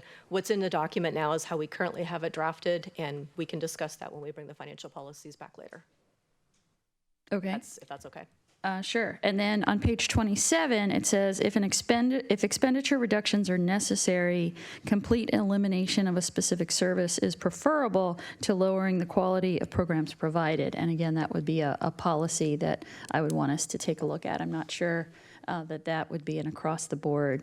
You know, obviously you can't cut necessarily part of a person, but I think that there are certainly times when we'd rather reduce a program than eliminate it completely. So that was another sort of just policy one. And then just wanted to give a quick update here on the fire budget. So just so folks know, the Eastside Fire and Rescue, we're working on their budget. We had a very, I think, productive finance committee meeting last week, and the finance committee directed the EFR staff to go back and effectively reduce the budget by an additional $1 million a year, either through new revenue sources or cuts in expenditures. And so I do believe that given where we are with the draft 2 budget and then those further reductions, that we should be able to reduce our budget, our numbers in our budget quite substantially by at least $1.5 million, if not more, over the biennium. And so we'll continue to work on that and see if we can't reduce that further. There is another proposal for some increase in fees, which we directed the EFR staff to come back to the partner cities and work with the partner cities on the fire inspection fees to see if that's another area where we can generate some revenue, but we can't assume any of that will be in place when we approve the budget, because that will likely take time into next year if those were to get implemented. So that's a sort of hopeful area where we can further reduce our contributions, but can't count on that at the moment. So I just wanted to give that quick update for folks. And just for the public, for some relativity, in the 2009-2010 budget, the Eastside Fire and Rescue contribution from the city was $11,177,000. This year, we're trending towards $22,585,000, which is almost exactly double what it was in the 2009-2010 era. And for some perspective, our total budget for Sammamish, our total expenditures in the 2009-2010 era biennium were $111,570,000, and our proposed budget this year is $241,323,000. So more than double, but in that same ballpark. So we can see that some of those expenses are trending together just over time. Thanks. Any other questions up until now? Councilmember Lamb? So in the city manager's memo, it says that there would be no additional park master plans or build outs, and they would be nothing would be funded for the next 6 years. When would the Metropolitan Parks District, if it's approved, when would that come online, and how would it affect that if it did? Like, we could start, doing build outs and master plans closer to when that plan implements, right? Sure. So if council directs us to start working on a Metropolitan Park District, it will take at least 2 years to ramp up. There's a lot of work that has to go into that, and we have to be strategic about when we place it on the ballot. That's not my area of expertise, so that's something we would have to work with staff to figure out what year and what timing to place it on the ballot. But part of the planning process will determine what would go into the Metropolitan Park District, and we could probably cost some of those different projects out to see when we could start tackling them, either through a city budget because an MPD is possibly coming, or ramp up for when the Metropolitan Park District is approved, when we could start adding those in. Okay, great. Thank you.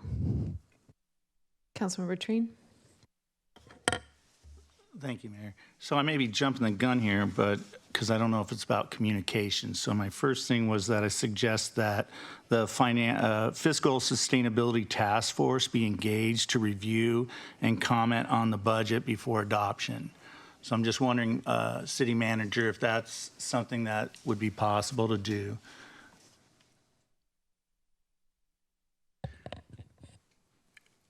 Councilmember Trine, I think we have not had the opportunity to reach out to task force members to ask them to do that. I think my response to that is that we are following the recommendation from the task force about what we're bringing forward, and we're mirroring what they recommended last year. And so I guess my question for all of you would be, what would you be asking them to review that would be different than what they did last year? Well, I would be asking them to review the actual budget and then making recommendations or comments to those. And that group was definitely seeking that when they stopped their work. They wanted to still be a part of the process. So I think that would be it. And so one example too that I would ask them would be, and I don't know if this also is where we should be heading tonight, is the work plan. So when I look at the work plan that's been presented, in my opinion, there are adjustments that need to be made. And then what I don't know then is what's the cost of making those adjustments.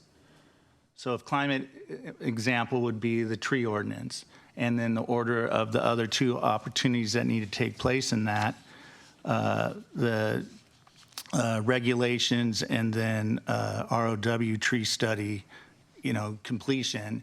So it just seems like those are in the wrong order for a council to be able to have the information and the data to make a good decision. So is there costs associated with those studies, or have those studies already been completed so that we could then actually set up a budget for the next 2 years where the work plan actually matches the dollars over the next 2 years? So I don't have an answer to that, and that would be something that they could look into. Also, if you wanted a second one that I would just see off the top of my head that was spoken today in public comment is the safety issue. And so not only the evacuation plan, but, do we have one? How much further do we need to go to have it be communicated out? Again, back to communicating information to the public. And then what is the cost to us, to the city, to do that kind of communication and to have the events necessary to educate for safety, evacuation, and is that going to be something that stays front of the line for the budget? So that's just two of them. So I don't, and then the only last one I would, so I recommend that we use the task force. They would like to be used. They were obviously came up with some good ideas. The last thing, and I just would mention this, is that I'm one council member, but acquisition of land needs to happen now, not later. So to remove that from the budget over the next 2, then the next 4 years, and I believe is a mistake on our part, because the land prices are only going to go up and there's going to be less of it. So purchasing land and acquiring the land for a young city like Sammamish is a really good idea. You can't go wrong purchasing the land because you have then control of how we use it. And that's our number one responsibility, is land use. And so acquiring it to provide those parks and the open spaces and the recreation that we were talking about earlier, and also for climate change, which I wholeheartedly support, and our action plan and our canopy cover, all those things I support. But that means we have to actually spend the money to do that. And if that means we need to cut something else, then I'm all for that. So thank you for your time and the consideration. All right, any other questions for Vicky up until now? Councilmember Gupta? Yeah, thank you. I just had a quick question about the work plan. So I appreciate that there's like a start date and an end date. Some of them are ongoing. I don't know if this would be appropriate, but as I was going through it, I felt like it would help me to just have some sort of denotation whether something is cyclical. So like the Human Services grant, it is noted for, I think, Q1 26 to Q4 26, but that will come up in a future budget cycle as well. Just some sort of note to say this has a discrete start and end, but this is something that you can expect to look at, in future cycles. Councilmember Stewart. Yeah, I don't recall this, and Scott, I don't know if you do. I think the Fiscal Sustainability Task Force predated Vicky being here, but I don't believe that it was asked. I think the Metropolitan Parks District was one of the suggestions, and we asked them to evaluate that. Did we ever ask them to explore a public safety levy? We did not, there was not anything as specific as a public safety levy in particular. The Metro Park District a levy lid lift was one of the options, and they chose to focus on the Metro Park District because it was more discreet. A levy lid lift could be, you could put anything on it that you would want, and so they weren't specific around anything like that. And that's something that obviously council could consider. That's certainly something you can consider. I think one of the main reasons that the task force and we are recommending that council consider a Metro Park District is that once the Park District is set, you don't have to go back to the voters every 6 years. And that's the challenge with the levy lid lift is it has to be renewed in order to continue it. How would with the Metropolitan Parks District, how would that work then if it's not a levy every 6 years? Once the district is created, then the district operates from that point forward. So the district would still have to put out a levy every 6 years, correct? No. So how would they collect that revenue? They would get a separate, and this will be a follow-up conversation when we get there, but the short version is they would get their own carve-out of property tax, and then they set a levy rate for the district, and they would operate as a separate district, in essence. When you say a carve-out, does that come out of the existing property tax we're currently collecting, or would it be above and beyond that? It would be separate from that. Okay. Yeah. And the only reason I throw out the public safety levy potential is Councilmember O'Farrell and Councilmember Gupta and I have been participating in a statewide Association of Washington Cities collaborative conference over the last several months, and that seems to be a recurring issue, obviously, for all of our cities, is paying for the emergency management. And just looking at, in the 25-26 budget, the parks budget is about almost $7 million, whereas public safety comes up to about $47 million over that same period of time.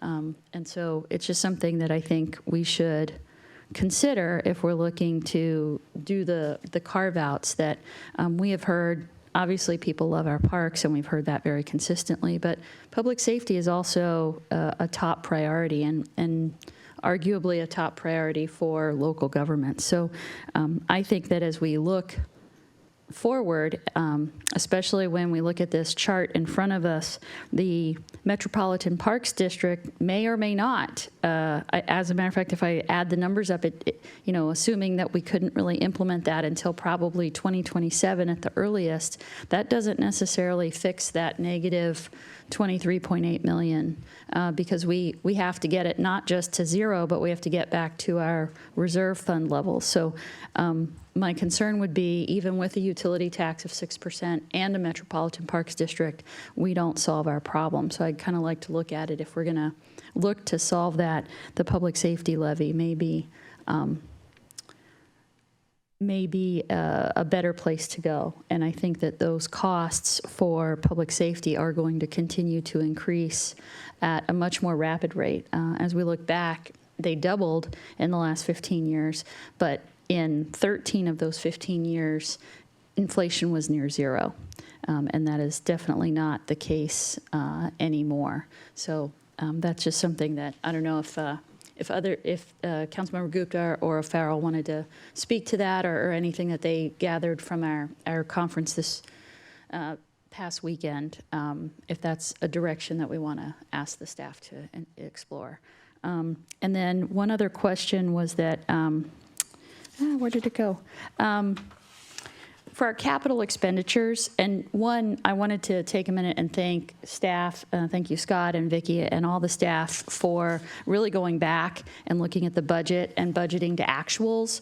I think it's really helpful that we kind of budget to what we've actually been spending in recent years and not having all of what you call the what ifs or some of that fluff in there. I really appreciate that. And on that same note, when I look at the capital expenditures, in the 23-24 budget, we budgeted $72 million worth of capital projects. We're forecasted to spend $38 million. So when I look at the 25-26 budget, we're looking to do $67 million worth of capital projects. I love the enthusiasm, but it has been my experience that we have never been able to execute the number of projects that we have sort of planned to do. And so I'm just wondering, do we think that that $67 million in capital projects, which would be $30 million above what we spent this past biennium, is a realistic number? Go ahead. I was making my button work. Thank you, Councilmember Stewart, and I appreciate that. And I think I definitely appreciate and understand what you're saying. I think we would offer that part of this was trying to right size to what we think we can get done. And so that's what you see in there. And I do understand and recognize that the numbers are a little bit bigger, but I also think we've tried to really be conscientious about making sure that we can come through and deliver on what we say we're going to do, absent things that we can't necessarily control, like having projects go to the state Supreme Court. You know, some of those things are a little bit beyond our control. And so, but within that, we think that we have the staff resources to be able to complete those projects over the biennium. Okay, and then my last comment on the capital is there was just a section describing our bonding limits and capabilities, but there hasn't really been a discussion around bonding for our capital projects. And we do have two options, right, for bonding. There's the councilmanic capabilities, and then there are the voter-approved bonds.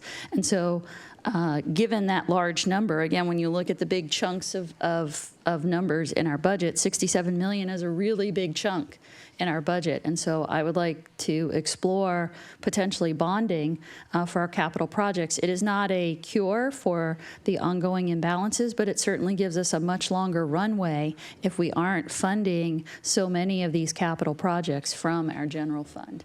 And I do think that for capital projects, in my humble opinion, bonding is a much more fair and in a lot of ways a better way to spend our revenues, because it's a long-term capital improvement that will be that will benefit the next 20 years of residents, and so those future residents can then contribute to the costs of it.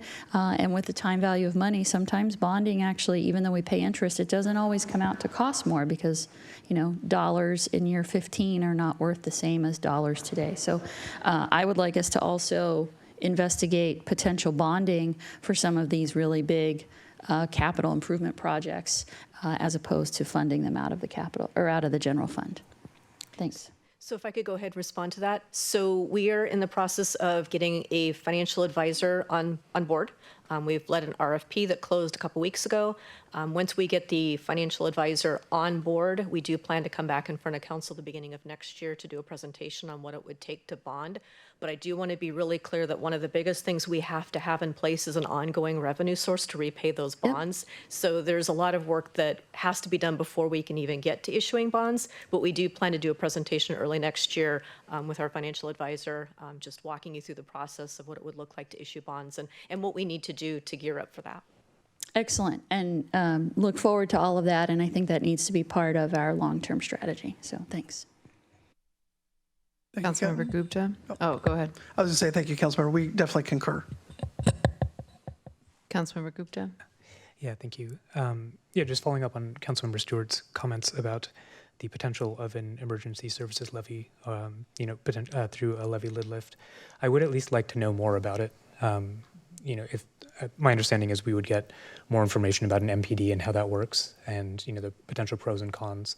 It seems to make sense to me that we at least explore that. We get the information. It may be that there's a very simple reason we don't go in that direction, but the numbers are so big and the cost increases are projected to be so high that I would like to know. I would like to be able to communicate to the community, hey, we took a look at this and this is why this might be a good idea, or this is why we didn't go in that direction and we're recommending these other steps. All right, anybody else? Okay, keep going. Okay, so moving on to a little bit more fun topic. We did do budget outreach this year. We focused on capital because we were revamping the budget process and pulling together the city's first CIP document and continuing the work of council and the Fiscal Sustainability Task Force to maintain current levels of service. So for outreach, we had an article on the budget in the August newsletter, and there's another one planned for the October newsletter. We've had multiple posts on our social media outlets, and we attended 3 farmers markets events where we had handouts and posters available for those who wanted to read up on how the city's funded and take information home. The handouts included a QR code where people could scan and get additional information on the budget and participate in a budget survey. As part of the farmers market events, we did have 2 activities to try and draw people to our booth. One was a Sammy Bucks activity where we gave each person 10 Sammy Bucks and asked them to vote on their capital priorities. So we had 5 buckets set out. The 5 buckets were environmental sustainability, transportation, government facilities, technology, and parks and recreation. So 5 buckets, 10 Sammy Bucks, and we asked people to tell us your priorities through voting through those 10 Sammy Bucks, and they could spend them any way they wanted to. People seemed to engage when they voted, and quite a few of them thanked us for asking for their opinion. It was a very well-received activity. We also had a spinning wheel where we had questions about the city, and when people spun the wheel and tried to answer the question, they were intentionally difficult questions because we wanted to engage them in conversation. And it did give us that opportunity to have that engagement. One thing I learned through this process is if you want people to stop by the booth, have a spinning wheel. Because the spinning wheel drew the kids, and when the kids started coming up to spin the wheel, the adults were very close behind. So we had a number of times where we were almost overwhelmed with people trying to spin the wheel and do the Sammy Bucks. So spinning wheel is definitely the way to get people to your booth. We also did an online survey that mirrored the Sammy Bucks activity where people could vote for their capital priority or priorities. Through all of these engagements, we had nearly 400 responses to the activities, and the 3 main priorities across all avenues for participation was Parks and Rec, transportation, and environmental sustainability, and the budget reflects these priorities within these existing sources. So that's what we did for budget outreach this time. And the last slide I wanted to just pop up, this should look familiar. It shows where we are in the process. So next week starts the department presentations, and I will say that it's going to be 2 meetings, so October 8th and October 15th. And after we wrap up the department presentations, also on the 15th, we'll be coming back to you with a presentation on different revenue options, focusing on the unrestricted revenue options first. And with that, if there's any other questions, I'm happy to answer.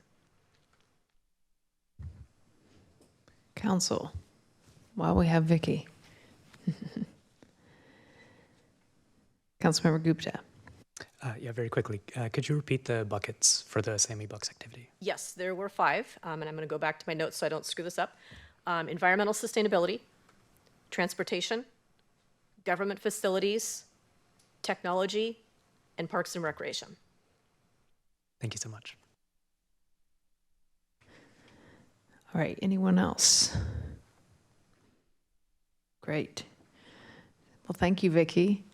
And you already have it. I was just trying to look at next week's, how they're going to be split up for who's going first. So we're working on that plan. I believe right now what we're going to do is have the departments that have CIP projects go first, and then come back with the non-CIP departments. Awesome, thank you. Okay, David. Town Center and Code Amendment Project Update. Great. Good evening, Mayor David Pyle, Department of Community Development. First of all, I want to apologize, my fault for not having the table set up here this evening before coming in, so I apologize for the disruption. We'll make sure to remember to get that done before the meeting next time. I overlooked it. I'm owning that.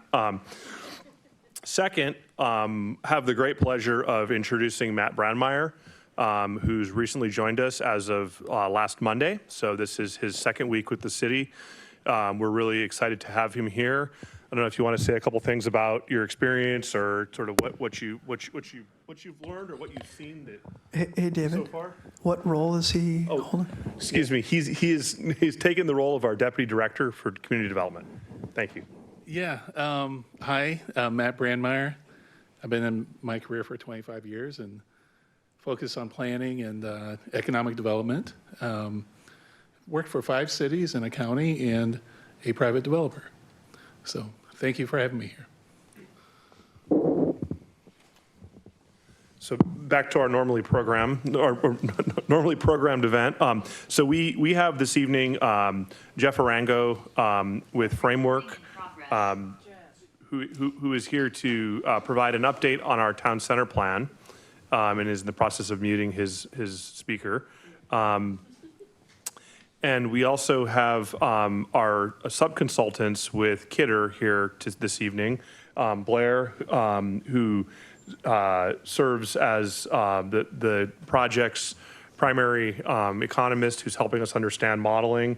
And Blair's counterpart, who I can't remember, I apologize, Jeff, also with Kidder, who's been helping Blair with some of the modeling that we've been putting together. So between Jeff and Blair and Jeff,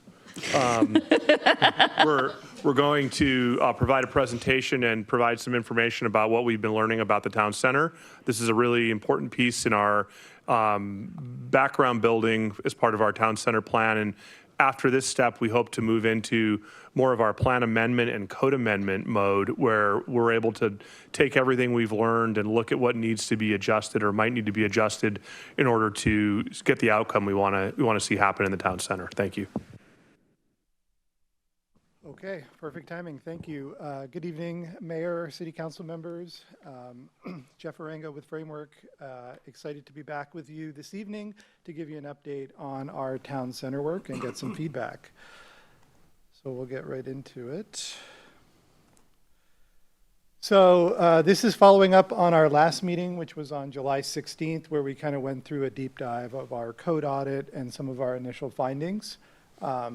Tonight, we're going to cover primarily the development feasibility and affordable housing analysis work by Kidder Matthews, which has some interesting outcomes. We're going to talk then a bit about some of the commercial and residential development standards and their sort of relationship to city and community goals, the transfer of development rights program, and then finally a strategy around a form-based code. And so we will start in a moment with the development feasibility analysis.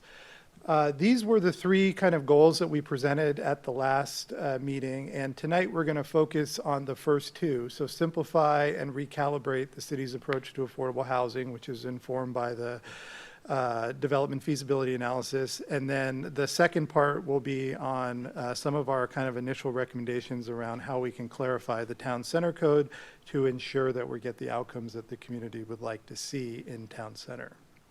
And then we will be following up on the final goal regarding streamlining administration of the town center code at one of our subsequent meetings. And that's, again, primarily addressed in the code itself. So with that, I'm going to hand it over to Blair Howe and Jeff Darris, who are going to go through the feasibility analysis. Good evening. Nice to be here. So any discussion about development or affordable housing is, it's really important to have context and to start by thinking about what the real estate markets do. And this slide here, it talks about how, can you hear me all right? Yeah, thank you. So this slide shows your typical market cycle for real estate. And, you know, it's not dissimilar from a lot of other cycles. You have a period of expansion, and then you have some contraction, and it starts all over again. And we can get into each product type, but I think the thing to remember here is that this is context for our discussion. And so as you see some of the numbers, please keep that in mind. And then we'd like to maybe come back to this slide briefly when we get through what we're doing. So we were tasked with looking at three residential product typologies. We looked at townhouses, garden-style apartments, and then podium-style apartments. And for each of those typologies, we looked at the feasibility of market rate projects with no special, only based on market conditions. We looked at affordable housing, utilizing an MFTE program, and in this case, 10% of the units at 80% AMI. And then we also looked at a scenario where in the future, costs are down and rents are up. So we focused on those three scenarios.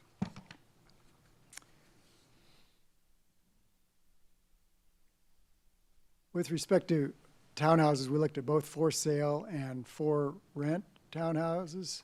And you can see here the nature of that type of development. We looked at a 73 unit project with parking in the building program that you see there on the slide. When we run the numbers on for sale townhomes, they generate substantial and good solid returns. And here we see a pure market rate product with a 40% return, a profit. If you add some affordability requirement to it, it brings the return down a little bit. But this is a segment of the real estate marketplace that's strong, and the numbers show it. As we move to the for rent townhomes, the story's a little bit different.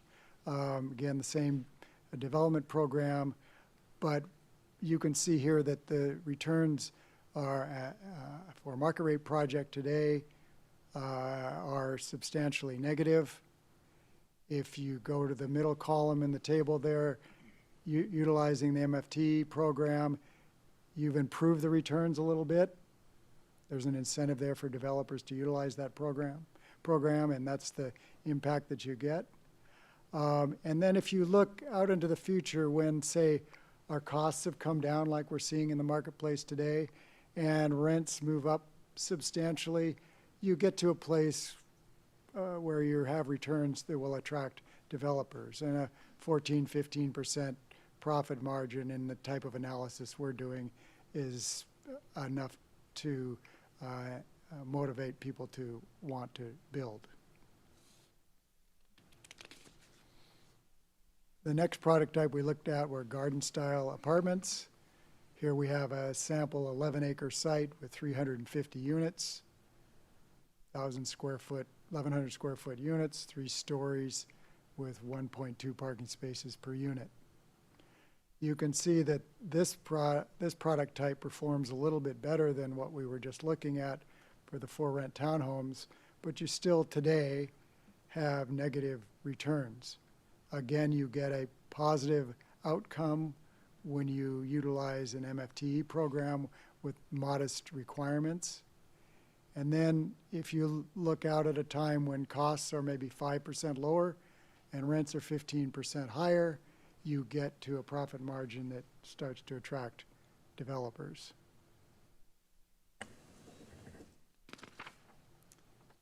And I might interject here that we're in a place where apartment development is tough today, and you look around everywhere and you see buildings going up.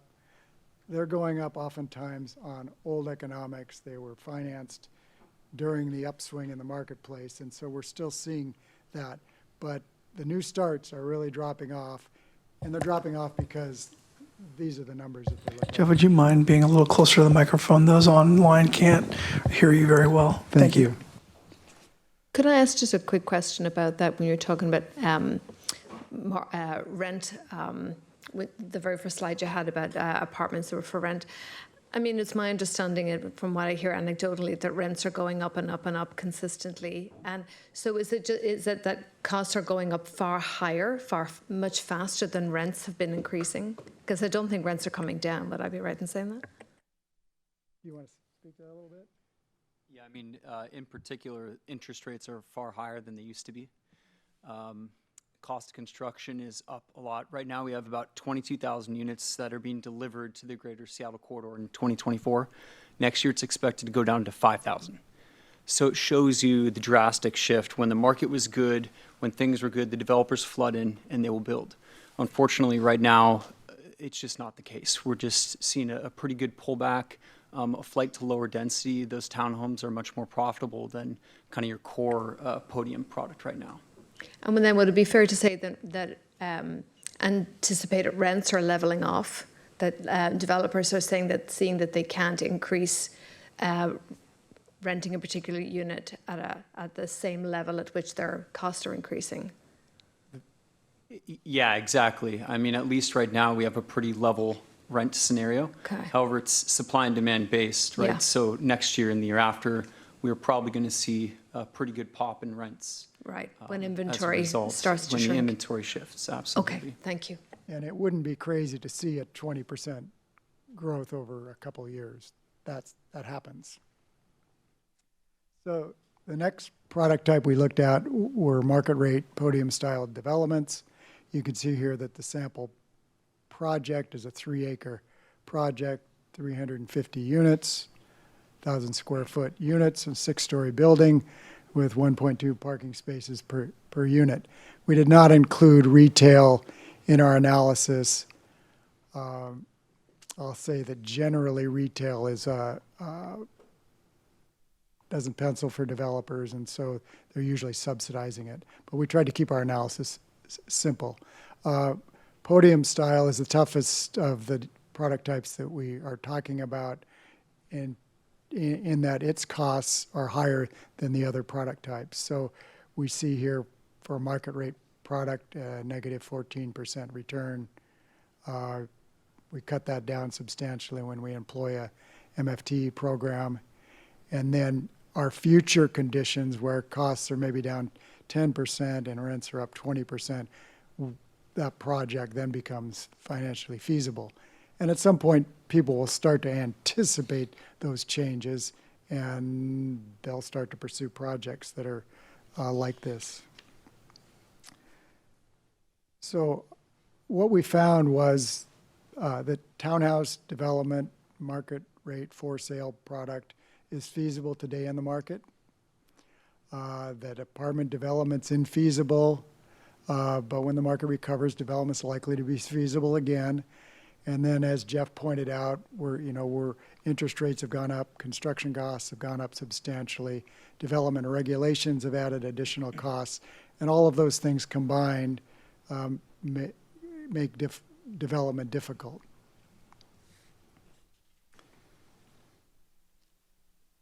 So if we focus on affordable housing for a moment, as you saw, under current market conditions, if we impose affordable housing requirements on a for-sale townhomes, we can impose modest requirements on for-sale product, and the projects can withstand it, and they can absorb that cost in the market today for townhomes, recognizing that over time that market's going to cycle and there'll be a time when townhomes aren't quite as profitable as they are today.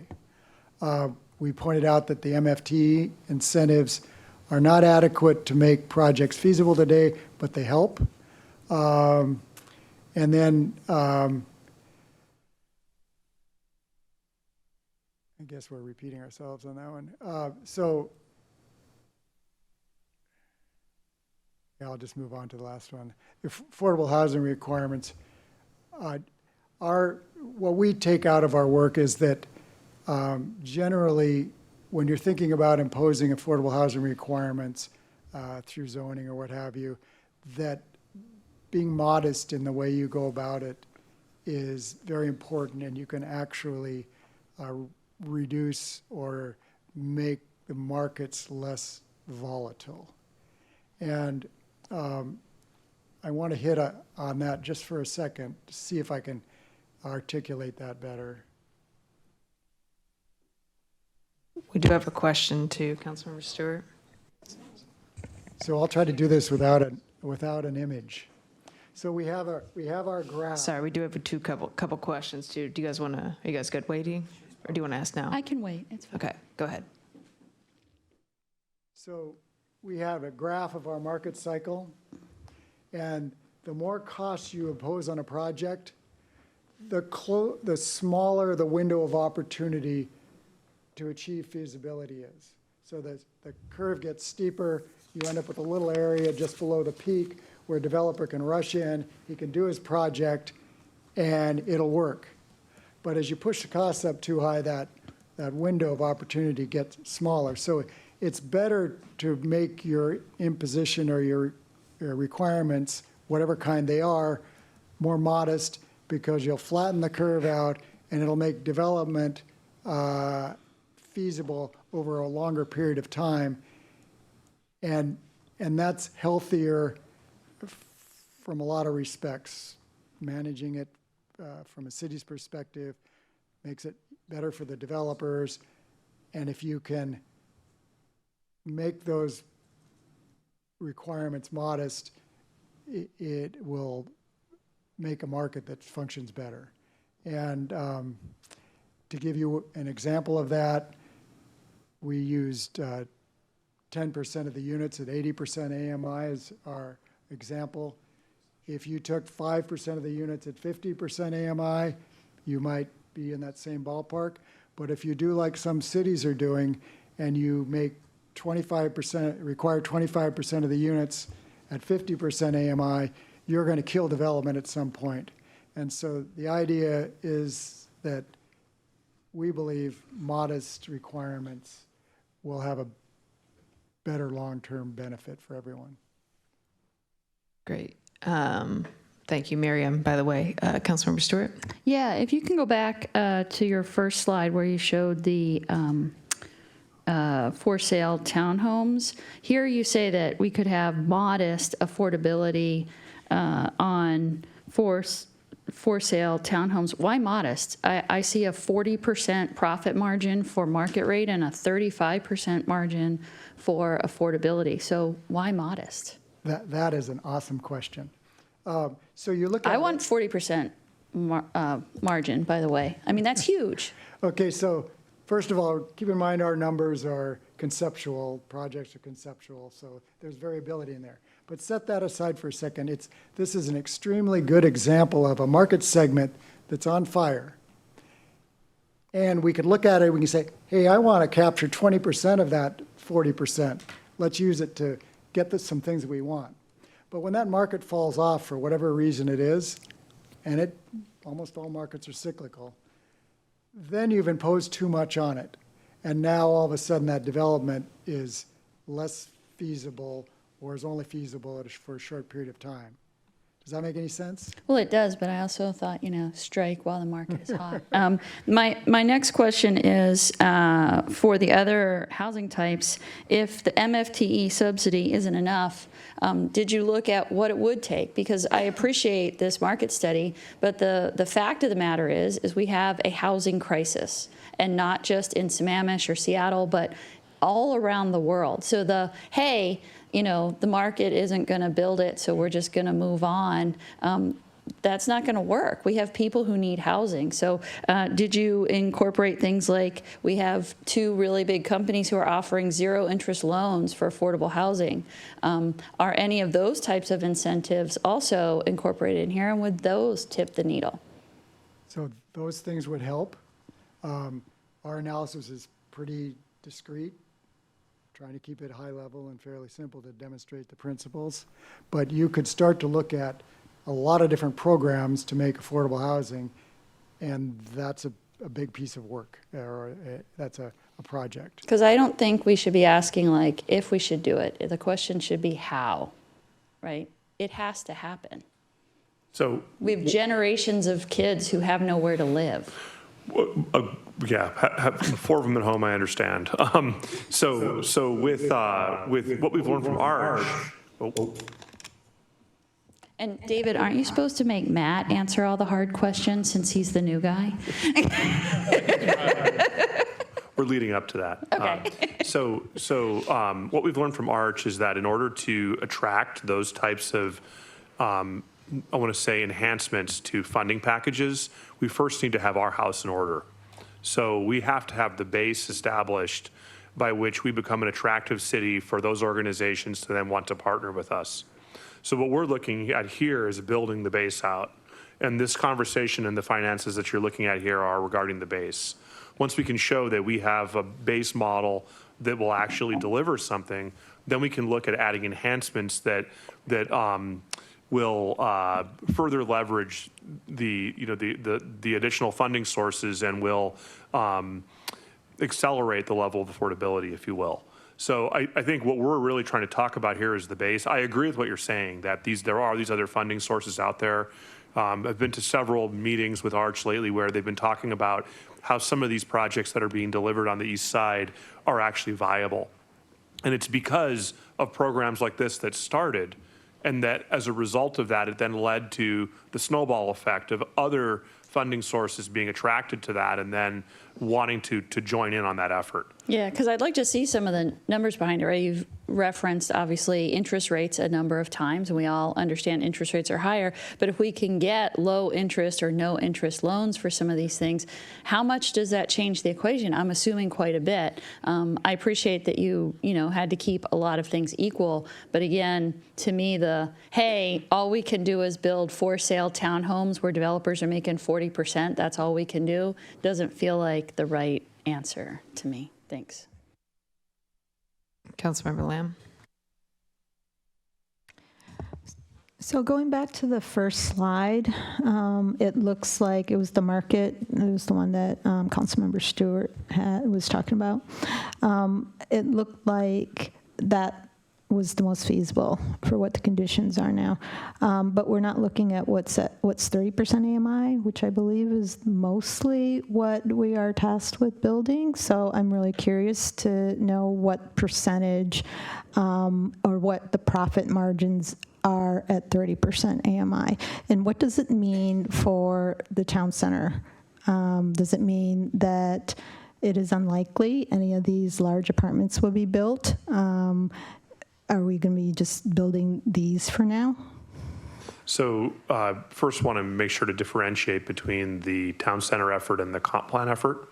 So the comp plan effort is where we are required under House Bill 1220 to plan for and accommodate our housing allocation, which includes primarily in the range of 0 to 50% AMI, to 0 to 30% permanent supportive, and the 0 to 30% non-permanent supportive is a major component of that band.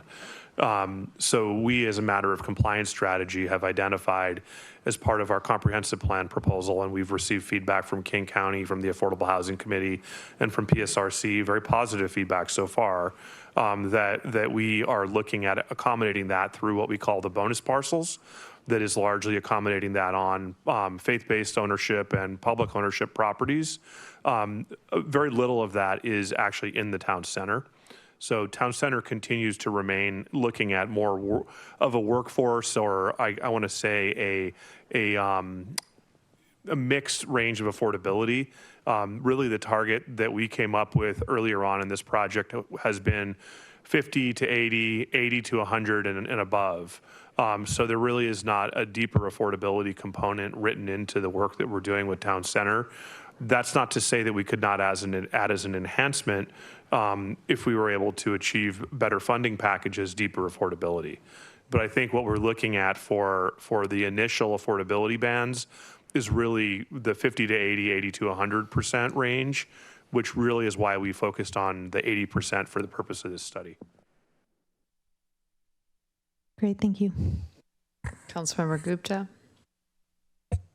Yeah, thank you. I know months and months ago when we talked about this, there was some discussion of kind of walking us through the different levers we could pull, kind of like the seesaw, understanding that the more restrictions we put, the harder it is to actually deliver on development.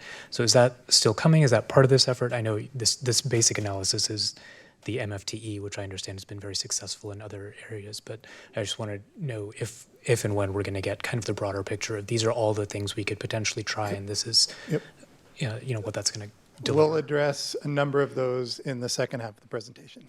Great, thank you. If I could also add one thing to keep in mind here is that when we talk about this project, it's really a plan and code. So a lot of it has to do with what we can require by code. There are many other programs and things that we would really like to see partnerships in, and I think one that comes to mind is the development agreement process. So being able to integrate the development agreement process throughout the code to add enhancements is a really good way to go. But for now, we're mostly talking about what we can require by way of code, which becomes complicated with funding because we can't necessarily require that somebody brings, Amazon funding to the table or something like that. So we're really focused on what we can ultimately require by way of our regulations. Because you want the Microsoft funding, David, that's why.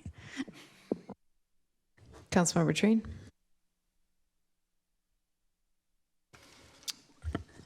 So first, the slide, anywhere do we have R18 in the town center? R18 plus? I think the answer is yes, but. R16. Okay. So on your examples, then you have a R18 plus, you have a R35 plus, and an R115 plus, or 118, whatever. Let's just call it 115 plus, because at that point, who's doing that in the city of Sammamish? So I find this to be kind of yay for setting parameters, but you've already jumped past what we've allowed in our zoning. So we just want to clarify that the base zoning in the town center plan and code is what sets the base. It doesn't include any incentives or other add-ons that someone can do to achieve additional density. All of the development that's been achieved in the town center is more dense than, what is it? What would you come up with? Well, for the mid-rise apartment buildings that have been permitted but not developed in the core A zone, again, a lot of the density is drawing from like streets and the broader area, but if you look at the building on a net basis, it's within the range or potentially even a bit higher than the 115 units an acre. So who's approving that? Who's allowing that to happen? The code allows that to happen. Yeah. In the manner in which density is calculated and the manner in which incentives are used.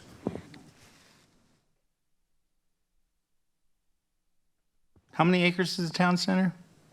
110. What's the buildable acreage in the town center? I don't know that figure offhand. I'd be happy to provide it after the meeting. I'd like to see that, because then if you're telling me that you want this kind of density and that many acreage up on the top of the hill, on the top of our two cairns, why would professional people come and tell me that's the way we should go when when the feasibility shows that it's at a loss? So it seems to me, and I'm just reading your numbers, right, and trying to understand exactly how this makes sense for the city of Sammamish due to the impacts that it would cause when a city is looking at the budget we just looked at. So I'm just looking at this going, okay, wait a second, this is not sustainable. Well, couple responses to that. When you look at some of the analysis we did for the comprehensive plan on land productivity, denser development is a net positive in terms of providing revenue to the city versus services. That's one time, though. Nope. Over time. And what's the net positive? Is it $500,000 a year? I can't speak to absolute numbers, just in concept, denser development pays for more services than lower density development and is considered a more fiscally sustainable strategy for cities. And where's that coming from? Where's your source? Sure, we can provide a number. It also comes from simply the linear feet of road that need to be maintained, the linear feet of pipe that need to be maintained, the value of the property for property tax purposes based on the value per square foot. All those factors play into density and how density generally is seen as a more efficient way and a more productive way to focus growth going forward. So if I can get that density or have that density, do I get to save the trees? Do I get to save the environment? Do I get to save my riparian buffers? Do I Yeah. get the wildlife corridors that I want? Well, that certainly remains a goal as we move towards updating the plan. And we are going to talk about the trade-offs of taller buildings and potential for trees. But I can say this with a lot of confidence. There's a lot of opportunities to have generous tree plantings and potentially preservation so that trees and significant trees become a significant amenity within town center. Within town center. One additional comment is just to be sure, the consultant team was tasked with modeling certain development types that are allowed by our code. And looking at if you were to add a new affordability package to that, what might the return be? We're trying to understand is where the opportunities might exist in our code today and where the opportunities might exist in our code in the future, and how we need to move the levers and turn the dials in order to set ourselves up for the future. And I think what we're looking at here is what types of programs might we consider in order to achieve a higher level of affordability? What programs might we consider to make development cycles less volatile? And what programs might we consider to make ourselves more attractive to achieve funding partnerships with some of these other funding sources that other cities are seeing help them achieve affordability goals in their communities? And last question, and I'll turn it back to you, Mayor. Thank you for the time. The 3 questions that you asked in the agenda, do you want that feedback now, or when are you expecting to get the 3 questions answered? We could take that now, or we could defer to the end of the presentation where we're going to hit on some of those topics, and then we have a Q&A. Thank you. So that would be great. Thank you. So I understand that we have 2 presentations. Is that right? It's one presentation. We just have the second half to go through. Gotcha. Probably take 5-10 minutes. All right, cool. Can I add one fact to the record, which I appreciate being sent to me, is that according to the Sammamish Town Center plan, in 1.3.2 site location, it's 160 acres of developable land, including current institutional uses that are unlikely to redevelop into other uses.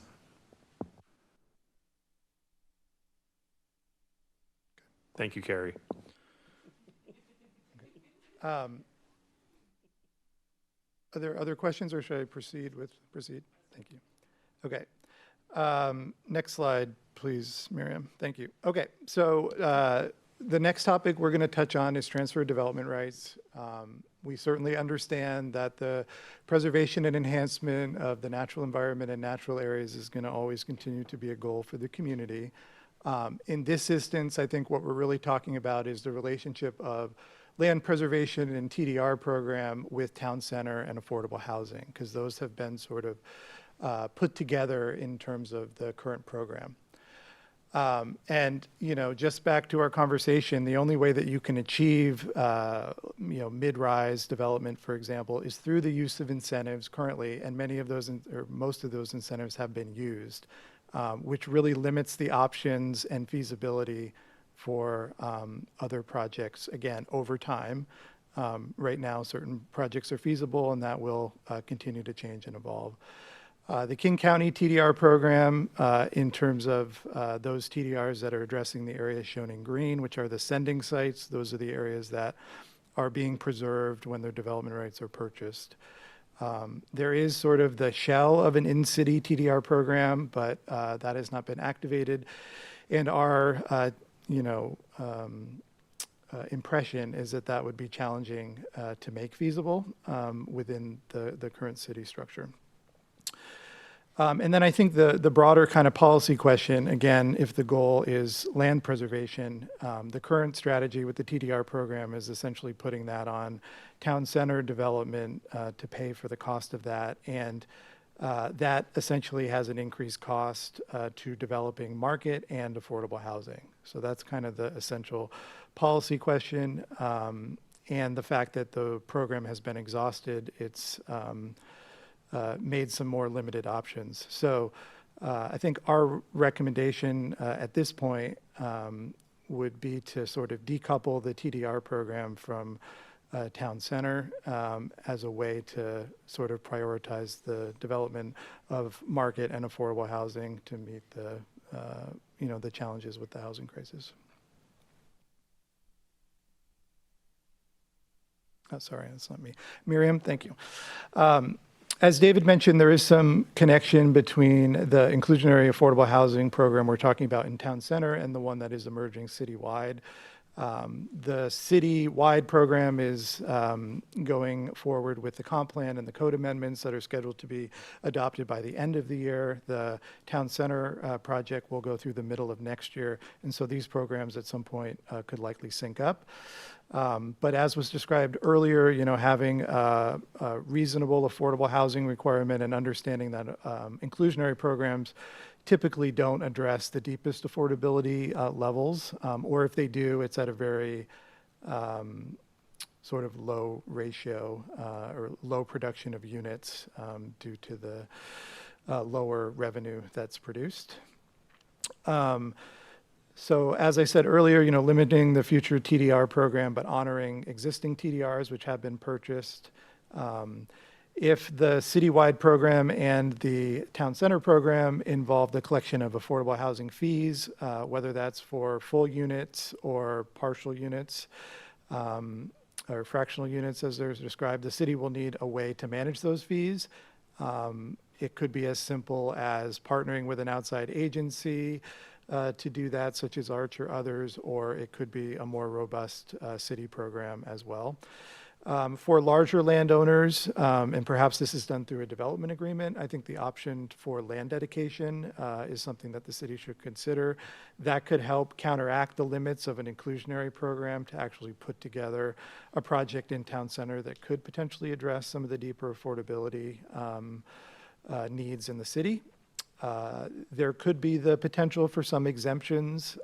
We haven't discussed those in details, but if that's desirable, there could be some exemptions either for certain types of units or smaller projects. And that's something we've been discussing with the citywide program. And then, as I mentioned, the fee in lieu option, this could be maybe for fractional units or smaller projects, understanding that I think the city's goal is to have those units produced within Sammamish and preferably within those same neighborhoods where the need is being generated. Okay, a few more slides. This touches on a topic that we addressed in our last presentation around the code audit, and that gets to the issue of the development standards and the densities not really lining up. The typologies that Blair went through, those are all permitted under the code today. However, with the mid-rise typology, you have to use this system of incentives in order to be able to do that. And that's how you get from the base density of around 16 units an acre to much, much higher. So at least from what we've been discussing so far this evening, those are all development typologies that are currently allowed. We're simply talking about a different method and strategy for how you arrive at that is a better way to align outcomes with community goals, which, the emphasis is on market and affordable housing. So one of the things that's within the current code is a cap on commercial square footage, which also limits some flexibility. And I think there's a question in terms of the clear public purpose. Typically under a zoning code, there's a range of uses that are allowed, and it's difficult to predict whether someone might develop a commercial development or an office building, understanding there's not as much demand for office, but in more normal times, you can't adequately predict, exactly what's going to be demanded by the market and what developers will want to move forward with. So having some flexibility, I think, makes a lot of sense, and we do know that the public does desire more amenities and services within town center. So that's one of the questions to hear from the council is whether there's a desire for a commercial square footage limit, which applies throughout the entire district. So essentially, both with residential and commercial development, what you're able to do is impacted by what your neighbor can do. And if your neighbor is the first one in, then you have less options. And I think that is a bit of an unusual scenario, certainly in the American planning system. You might see some approaches like that in Europe. It's sometimes referred to as land use budgeting, and it's just something I think we're struggling to see the overall benefit. understanding that there will always be some limitations of having to meet development standards, there's SEPA review, there's traffic concurrency. It's not to say that it's, completely unrestrained. It's just there's other things built into the system that would provide those limits. And then the last point I'll make on residential densities, again, if you were not using any incentives and you wanted to go build a mid-rise building, in this example, you'd need 12 acres of land just to build those buildings. So what kind of fills in the gap? And so, we're looking to develop a more simple, straightforward system of allocating rights that can help generate more housing. A couple more slides. Sorry, go ahead, Miriam. Thank you. So it was brought up the question of building heights, right? Right now they're capped to around 70 feet, I think. And mass timber is sort of a newer technology that allows you to build tower type construction using wood product. It is seen as a more sustainable approach to development, may have some cost savings, although I have heard that may not always be the case. It may be a strategy that could help meet the community's sustainability goals, could provide more of that kind of northwest woody character envisioned in the town center plan, and there is the potential, I think, to look at tree preservation, more public open space, and more open space in general that you might get from the different massing that comes with taller structures. So that's something that we can continue to look at. We have done recently a master plan for the Everett Housing Authority that uses mass timber towers of around 12 stories. It's called the Park District, if you're interested in taking a look at that. But Everett has a enormous housing need that they're working on, and this is one of their potential solutions. Next slide, please. Okay, last section, we are going to present an overview and kind of a high-level recommendation to look at a form-based code. And a form-based code, as the name suggests, regulates more based on the form of the building, and in particular, the relationship of buildings to the streetscape and how that works. There can be some standards around use, certainly a list of uses that are allowed. There could still be requirements for, say, some limited ground floor retail or other types of uses you might want to emphasize on certain priority streets, but there's less emphasis on what goes in the box. So, for example, there might not be a strict limit on the number of units. It might depend on your ability to provide parking and meet traffic requirements and things like that. As opposed to like a hard and fast number. So that's kind of the main approach. There's a number of elements that go along with it. One is the regulating plan, and there's just a little sketch in the bottom left-hand corner. It's sort of basically a land use or kind of zoning map that forms the basis. And then let me continue to the next slide, please, Miriam. So these are all the components that are involved in it. So you have the regulating plan, which is like your zoning map, and it includes your existing and potential streets, if you want to map those. And those are all categorized by the type and function of street. So one might be more like a main street, one could be more like a residential street, so on and so forth. It's really a modular system. Then and the street types have standards that go with them. So how wide are the sidewalks? Do we want bike facilities, trees, landscaping? All of those things are in play.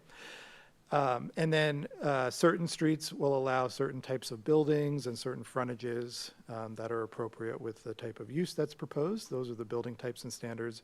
And then the last is the frontage type. So how far is the building set back? Is it landscaped? Is it a plaza? Do we have outdoor cafe seating? Those types of things. So it's very flexible, but also allows you to get into the physical details that I think the community will end up caring about. And then these on the right are just some cut sheets from a code that we wrote for another downtown. Sorry, next slide. I think I've covered most of this. This is just a real high-level sketch of how we might simplify and organize some of the districts within town center, but more to discuss about that. And I think it can provide a little bit more clarity and predictability for all parties going through the review process, including the city. Next slide. And here's just an example of some of the graphics you might see in terms of the street standards. So you can get really prescriptive in terms of the physical dimensions and qualities that are important. So next slide. And then building types, these were some building types we developed to help inform the financial analysis that Blair and Jeff did. So these will be simplified for the code effort, but again, you can get into first floor use, massing, obviously building height, use of alleys, frontages, tree planting opportunities, open space, those sorts of things. And next slide, yep, and then this is just an example of a frontage type graphic from a code. So this one on the bottom left is something you might find on more like a mixed use or retail street, where you're allowing the building to be set back, but the area has to be designed for people to sit and hang out. It's called the plaza frontage. The one on the right side is a residential kind of type frontage with a porch and stoop. And so some of these will vary based on the zone they're in or the function of the street. So it's very modular, very flexible, and can produce really good outcomes. So that's the conclusion of the presentation. We can touch back on the 3 questions or a handful of questions we had, or anything else you may want to cover. I want to add one thing to that, to the presentation this evening, and that is that and I want to make sure we're all aware of this, that in all instances, critical areas rules apply. So, you know, these rules would be based on what land is left for development after wetlands and streams and slopes and their buffers are taken out of the development capacity. We have the ability to discuss net density versus gross density, those kind of things, but that does not ultimately mean that we're changing the critical areas rules. Wetlands and wetland buffers still apply. The other thing to talk about, which is seen as a lever or a dial, is tree retention. That's a big topic. I don't know that we're ready to talk about that this evening, but I want to just put that out there that, you know, one of the barriers that we have heard from developers on is the right tree in the right place. So often trying to develop and put a footprint down on a site can be challenging because of a location of a cluster of trees. And I understand the value that existing trees bring and the challenge with retaining them also at the same time. So trying to find the right balance and what our tree retention requirements are, ultimately is a conversation we're going to want to have as we continue down this project, down the road of, you know, developing code, et cetera, likely in the new year. But for now, we're really just looking at the viability of some of these development types. Councilmember Lamb. I had a couple questions. So I thought that, so mid-rise is typically 5/2, I think it is, right? Thereabouts. And if we build beyond 5/2, I thought that it would cost more. And that's why most mid-rise was kept at that level. And are you saying that using mass timber would allow building at a lower cost? And I thought there was like some regulation over, like, once you're past a certain limit, you have to use like steel or something that costs more. Yeah, I'll start, and then I'm sure our friends at Kidder will have something to say about this topic. Sorry, yep. Yes, you're absolutely right. Tower construction does cost more, even with mass timber. And I think, you know, some of the information I've heard is that it's not necessarily a huge cost saving over steel. So that is true. And like the mid-rise building, the tower construction is not going to be feasible today, I think is safe to say. So it would be something that would be more of a future condition, and definitely comes with higher construction costs. You want to speak to the fire life safety? Yeah, and it comes with more fire life safety costs, sprinklers, those sorts of things. So your existing fire department has certain capabilities, and sometimes the height causes an increase in costs related to new equipment, that sort of thing. Okay, so the question I think we were asked to respond to is, are we interested in building higher? And so are you saying that this could be mass timber, but the trade-off seems like cost-wise, it would just be the same then. So one of the things to keep in mind, and this comes from a CLT mass timber seminar they have every year. So mass timber performs like steel, right? So it's engineered wood. And one of the things to keep in mind is that there's a delta, there's a gap. So when you build to a certain height with a 5/1 or a 5/2 or whatever your stick frame 5-story frame is over your layers of concrete, there's a gap where you jump to, and I always get the stories wrong, so I think it's 11 stories is really where you recover the cost. So it's not viable to build 8 stories financially, from what I've heard. And this comes from some of these conferences where they're talking about what types of buildings they're seeing, heights they're seeing, and what can be achieved with some of the new codes we have related to mass timber. So basically there's a height you have to jump to, and we'd like to study it if you're interested in understanding where that delta is, where it crosses over into becoming more of a viable product. We know that there is a sort of a no-go zone between a certain number of floors, but once you get up to a certain height, then it becomes viable and is something that you could see being built up to whatever the maximum height is that mass timber would allow under our building codes. And as was pointed out, up to the maximum height that our fire service could provide service to. So, the question is, if we could have smaller footprints and taller buildings and make it make sense and have more open space on the ground, would it be something worth studying? Could we then achieve better if not tree retention, then tree regeneration, more meaningful open spaces?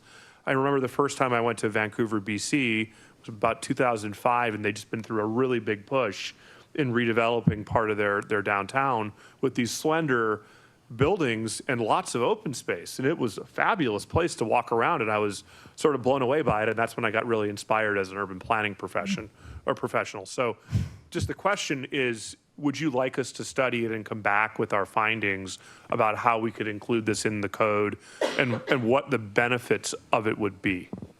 Okay. Regarding form-based code, so that is not what we're using in the city right now. And so we're looking at it for town center. And if we're interested in doing it in town center, would that apply for the rest of the city? And the second part of the question is, does form-based coding simplify the complexity of codes? Yes. Yes. So it wouldn't automatically apply to other parts of the city, but I think the idea is that it would set the foundation for that to be implemented in the other sub-areas as those are developed. Yep, future sub-areas. And then I also would say that some of the middle housing work that we're doing, well, maybe not technically a true form-based code, is pretty close to it. It's a simpler, somewhat set of issues. And to your last question, yes, definitely simplifies the process, predictability for both the city as they administer the code, and for applicants. Great, thank you. Councilmember Treen.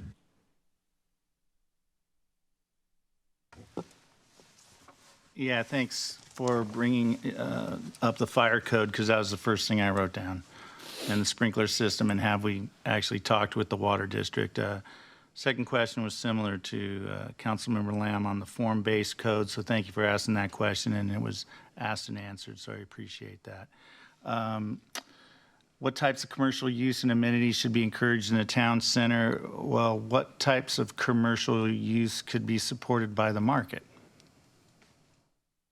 I don't know. I don't have an answer for that, so I mean, sorry for not giving you an answer and answering with a question, but I mean, and then what could the city actually do to influence that? Because otherwise they can't really answer the question. Yeah, I think there are some things we can do in the code, though, that could help to streamline that. I think some of the way the code is set up now limits some of those opportunities. I think Sammamish Village is a prime example of a project that benefited from the way the current code is structured, but a lot of other properties have not been able to benefit in the same way, or it's limited what they've been able to do. So I don't disagree with your statement at all, just to say that I think there may be some tweaks we could do in the code that could help, you know, make some of those commercial opportunities more feasible than they are today. Okay. Let's move on. I don't want to be rude here, so sometimes it's my communication style. So I apologize in advance if this is going to sound, but I mean, what's the point of asking a question about limiting commercial development in a town center? That's the second part. So maybe the question, I don't understand it, or it's asked wrong, or I just, yeah. So you see what I'm saying here? I do. The question is, right now it says you can develop, and I know there's some different numbers, but let's just say 400,000 square feet of commercial, right? And so that means if you own a property and I've developed, let's say we're at 350 and I develop 50,000, that means no one else can develop any commercial in the town center. And so my question is, what is the public interest in doing that? That's the question. Okay, thank you. Yes. Because I was unclear, so, and I guess then, it leads me to another question then, would be, you know, how do I know what the community's interest is?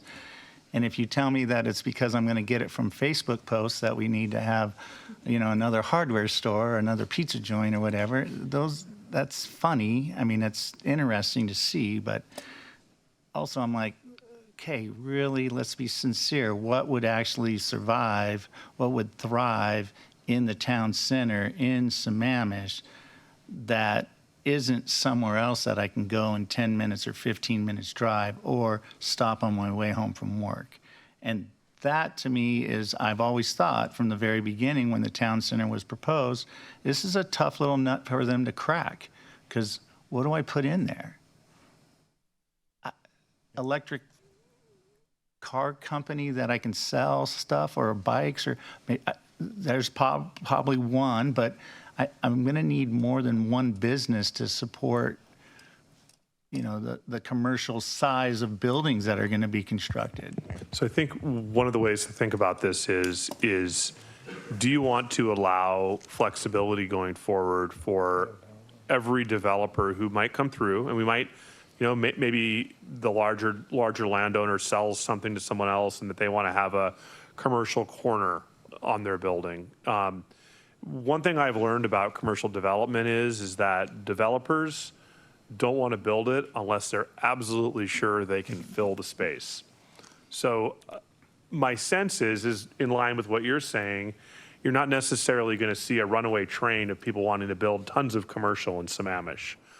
I think it's going to be something that each developer comes in, the market conditions at the time and the forecast for the near future, and the ability for them to program out that space with a tenant before they even build it is really going to be what the driver is as to whether they're going to build it. We can craft rules that deter things like large boxes or things that the community would see as not desirable. And we can craft the code that way. But what I think we're getting at is, what is the benefit of saying that, you know, Jeff gets to build this much, I get to build this much, and then no one else can build anything in the town center? And it takes away some of the flexibility, and it takes away some of the tools we have that builders have to make projects viable. So then that kind of leads a little bit, for me at least, to the second one, because if I increase the height of the building, but I can preserve the open space and have sustainable development, then go big or go home, in a sense, not to be a little catchy there, but then, yeah, I would like to study that then and say, okay, if that's something that would actually make it viable and feasible to get all things that benefit the community, then I would lean towards doing that kind of a study. So that's number two. Then, should the city provide a fee in lieu? So no. Okay, initially, no. Why would I do that? No. Land donation option to meet affordable housing? Yes. So, sure. Because it works, and it has worked. So, yeah. And should option only be permitted for, now you're splitting hairs. You'd have to show me how that would be beneficial to actually the city, right? Because as I was elected to represent the citizens and be a part of the city, so you'd have to show the council how fractionally that, it just doesn't seem like it would actually work in a way in Sammamish that would make it even feasible to do. But if you could show me that, I would be interested at least in the fractional. I think that pertains more to smaller units. Yeah, it goes down. Or smaller developments, right? Yeah. where you- Cottage homes and, Yeah, you can't build a whole unit, or you're not required to build a whole unit. or, right, ADU. One of the values of a fee in lieu is that we can then, if we were to keep it local, the city would then have to have some level of a program. Yeah. That you can then bundle that money with other funding sources, and you can show local contribution. Yeah, So the cost, though, may outweigh the benefit. cost depends on how much you actually collected, and I'm not certain we'd collect enough, at least in the near term, for it to actually make any sense. So yeah, I hear what you're saying on that. Thank you. Councilmember Stewart? Yeah. What types of commercial uses and amenities should be encouraged in the town center? I think we have to think a little bit outside the box, to use a pun, but I think there are a lot of services. We had a lot of folks in here earlier today about sports programs and activities. I think that's what I see a huge need for in Sammamish. We don't have commercial space for our dance studios and our karate and taekwondo studios and things like that. So I think there is a desire and there's a demand for it if there were only spaces and they were a little more affordable. So from my perspective, I don't think there should be an arbitrary limit on commercial space. I do believe that the other regulations that you spoke of and the market will regulate the amount of commercial space. So I am certainly in favor of lifting the arbitrary limit on commercial space in the town center. I do like the idea of potentially having some guardrails up because we don't necessarily want, I mean, I love IKEA, but we don't necessarily want something like that in the town center. But I certainly think there's a huge demand for other types of services. And I think it's something that we want to try to encourage if we want to hit some of our vehicle miles traveled reductions, right? The driving to Kirkland or Bellevue for everything we need isn't going to help us achieve our sustainability goals either. So I'm good with that.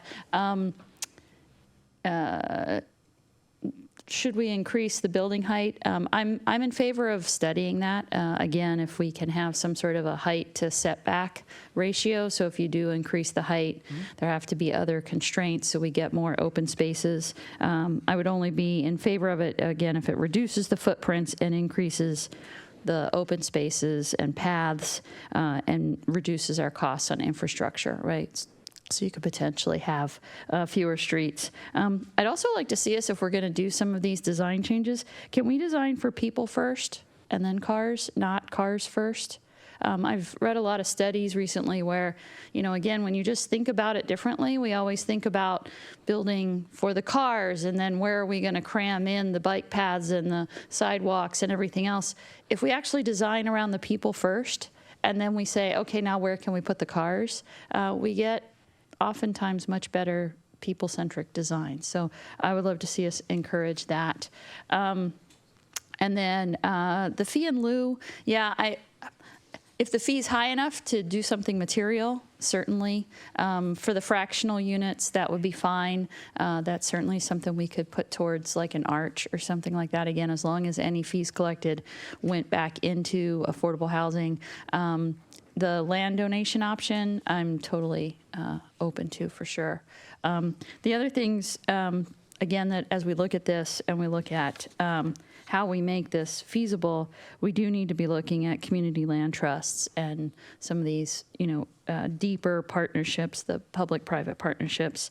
But it sounds like the real bottom line is we need to lower the cost of construction. So all of these questions are great, but really maybe the overarching question should be, what can we be doing to lower some of those costs of entry to get more affordable housing? And to me, wherever we can lower those costs, then we up it another percent. So we go to 11%, 20%, right, whatever that is. I want to see the teeter-totter balanced. I don't want to see 40% margins or even 35% margins. We have right now, we have the second largest homeless population in the world in the United States. So we need to get more housing units.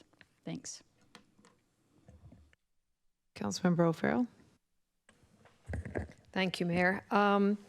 So in relation to the three questions, because I realize what you guys have said it time and time again, what we're trying to do is create enough flexibility in our codes to create the atmosphere under which housing of this nature can be built. And so we can't be too prescriptive, we can't be too restrictive.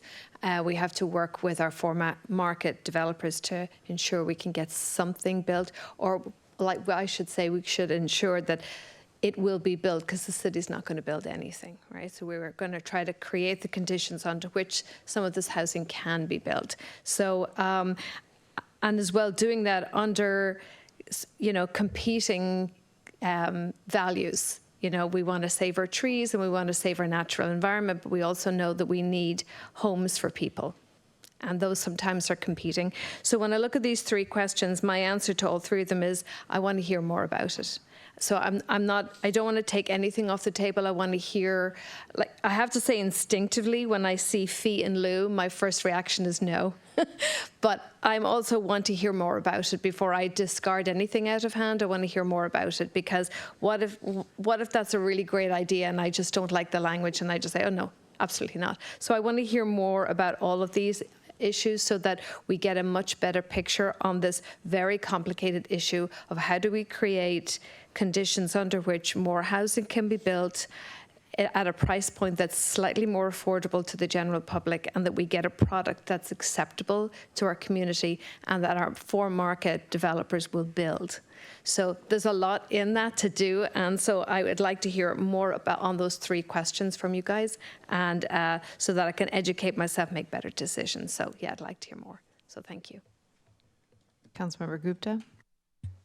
Thank you for the presentation. First, I had a question. Could you talk a little bit about the potential tweaks in code we could use to allow for some of those different uses? What was different about Sammamish Village that they were able to take advantage of versus what impacted other commercial development? Well, I think some of it is more flexibility in the land use plan, just how the districts are organized. They're a little more complex than they need to be. The other issue gets into some of the process stuff, but some of the authorizations for uses are only available if you go through the UZDP process. And in particular for smaller sites, that's problematic or difficult to achieve. In the case of Sammamish Village, I think it benefited from being along 228th, right? So there's a strong market there. And then they were able to do a mixed-use development that provided substantial commercial development that you see along 228th. And then the residential building is able to use the land of the commercial development for its density. So that diagram I showed with the 12 acres of nothing, if you applied that to Sammamish Village, you'd have the apartment building and the gray area would be filled with the commercial development. So if you could do that on every site, you'd have a viable project, but you can't do that on every site. There's not going to be another grocery store. We don't want big box stores, on and on. So the success of the district, particularly, in the core area on the Hill, is really going to be much more about a holistic strategy of people living there and having small shops and services and open space and events and all these things coming together than just someone wants to build like a shopping center or something. That, I think was a bit of a unique project there in Sammamish Village, but, one that's very successful and has, I think, contributed well to the community. Great, thank you. In regards to the questions, it doesn't make sense to me to limit the commercial development necessarily. Yeah, I think other council members have spoken to that, so I'll just leave that there. For And, I would also like to get a better understanding of what influence we can have. I can make a list of, these are the 6 things I would like to have in town center. But, what can we do to deliver something that the community will find beneficial?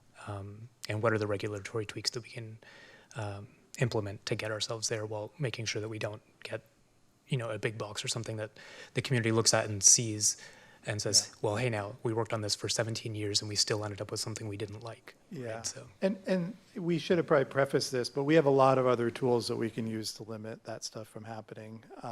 So we still will have controls over certain uses or certain priorities. Obviously can't control the market, but there are other tools we can do so we ensure good outcomes. Great, thank you.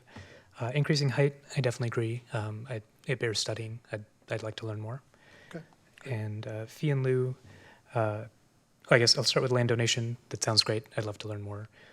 Fee and lieu, I think it makes sense for fractional parcels. For broad-based development, again, my initial thought is it seems like we would set a fee and then construction costs would continue to go up 15%. And by the time we amass enough fees in lieu from enough parcels to do something, we have suddenly not we don't have enough money to do whatever we wanted with that. And the developers are off the hook because they've followed our code, right? So that would be my initial concern, is that we're seeing inflation going up. Hopefully that's coming down. We're seeing construction costs continue to go up. A fee and lieu program seems rife for us to say we tried to do everything right, but we just didn't end up with enough money. Yeah, and there's definitely examples of programs. I mean, I've heard this about Seattle, that people tend to use depending on how you set the fees and whatnot, people can default to the fees, particularly if you allow them for any type of scale of project. And then you get into kind of the issue of the overall production of the units, which is important, but then also where they're located, right? So if one neighborhood's generating all of these affordable housing fees, but none of the units are within that neighborhood, that could potentially be misaligned with community goals. Okay, I'll just go to the questions unless anyone else would like to go. Whatever the size of a pizza place is, let's exclude that. That would be great. Other than that, totally open to flexibility. Second one, really like the idea of building height. It seems, I think we all do. And the third, I think I'm just confused about fee and lieu. So whatever sounds good. Yeah, but definitely land donation. I don't mind seeing something on fee and lieu, but I'm like, I don't know, maybe it's because my bedtime's 9 p.m.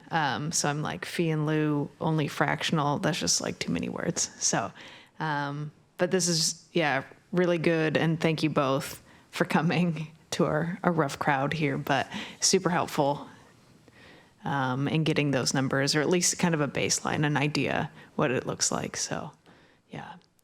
Council, anything else, or what do you guys have? David? Nothing else this evening on this topic. We look forward to coming back to you with some additional information, working with the Planning Commission on this further. Perfect. And we'll definitely, what I'm hearing tonight is to definitely come back with a bit of a tutorial on the different options for affordability, whether it's fee and lieu or what a fractional unit is and how all that might work. Because I think there are some lessons learned that we could all speak to, and some of the ways it works and some of the ways it doesn't. So, yeah, that'd be super helpful. Yeah, thank you all. Okay, I know we have a mic show coming up. Does anyone need a break? Maybe, because I don't know. We actually long have this is a gonna take. SB 5290 show coming up next. Oh, it's you? Oh, never mind. It's myself and Avril Beatty. Oh, okay, awesome. Yes. Council, you feeling good? Yeah. Okay, keep going.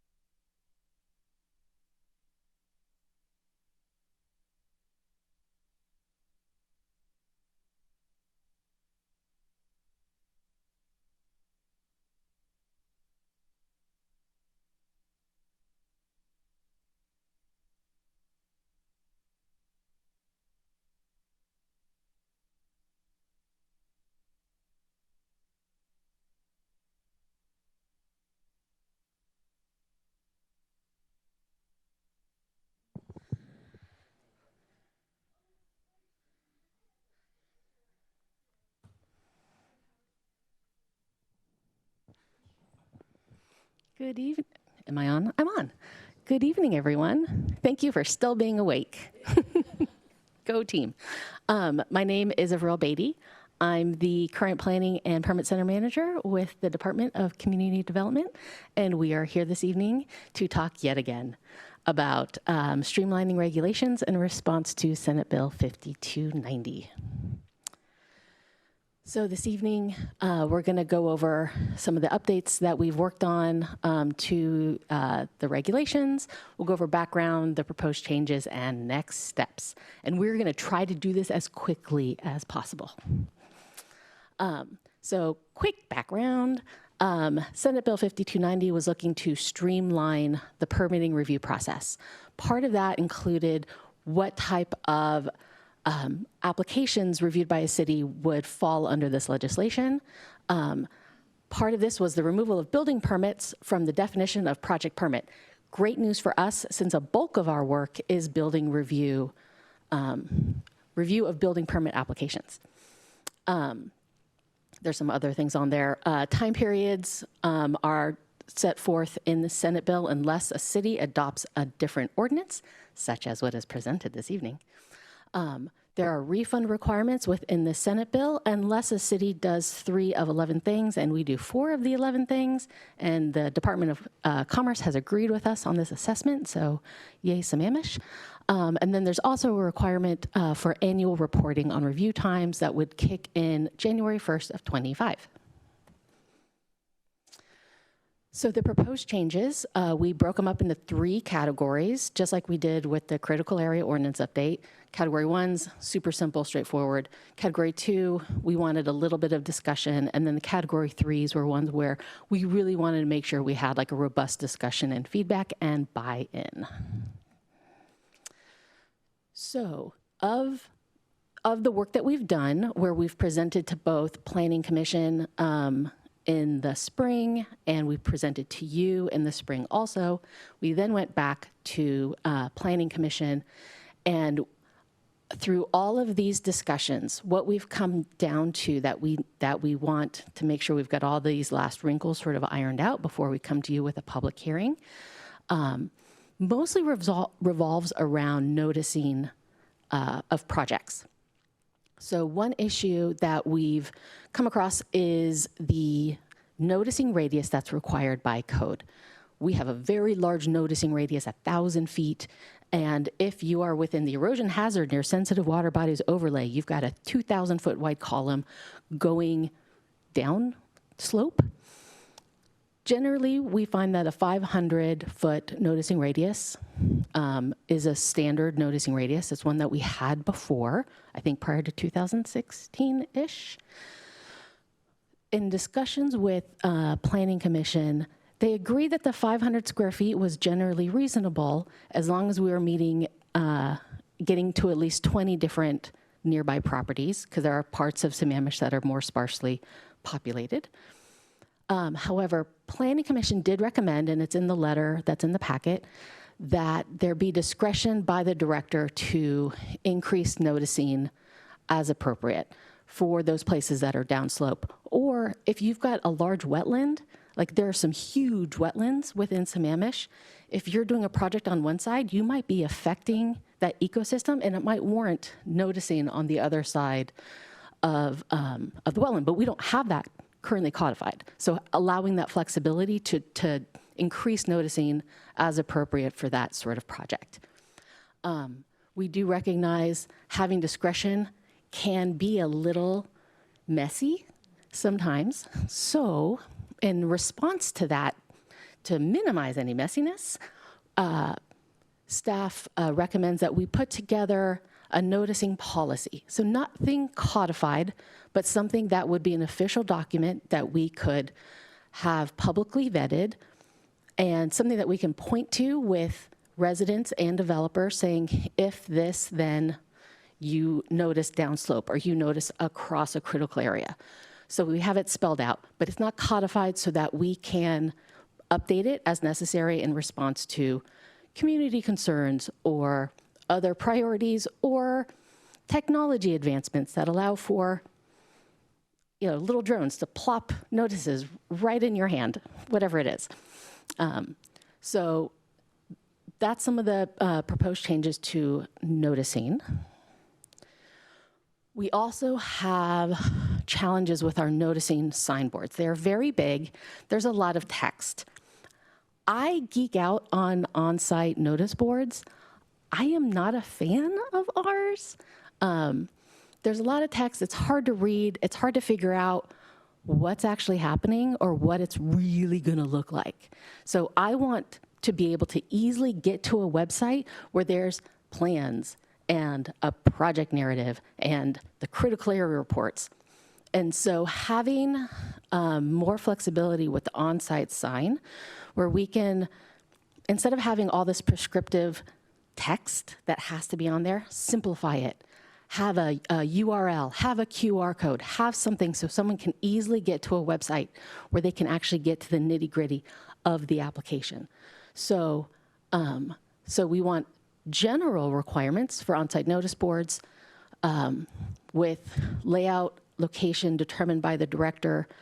And with this also, we would want a policy saying if you've got a small project, like a reasonable use exception, maybe it's only, I don't know, a 2x2 sign and has, you know, maybe you only need one if you only have a 50-foot frontage. But we would lay out parameters for the size and locations and the number within a policy. So it's not codified and we don't have to update the regulations in front of you guys because you have more important things to do. So that's where we're proposing with on-site noticing. And then to counterbalance the changes to the comment period, we have a limited shot clock or chess clock that the state is putting forth for us to do these review times. Part of when the ball is in our court, I'm just going to mix chess and other sports metaphors. Please bear with me. We currently have a 21-day comment period at the very beginning of a project application. It's when we first receive it. Within 28 days, we send out a notice and we say, hey, people who received this notice or people who saw the notice online or whatever it is, you've got 21 days to give us comments. We're not saying we don't receive comments after that, but the most effective comments are the ones that we get earlier on, where we can work with the applicant to make the project better or to understand better the situations of a property. Usually we get great feedback from residents about like the physical characteristics of a site and its ecology and all that fantastic stuff. But that eats into our chess clock. So we are proposing a 14-day comment period. We looked at other cities. It kind of varied from 14 to 18 days. So we're proposing 14. Planning Commission supported that. You guys can give us feedback also. Then next, we wanted to modify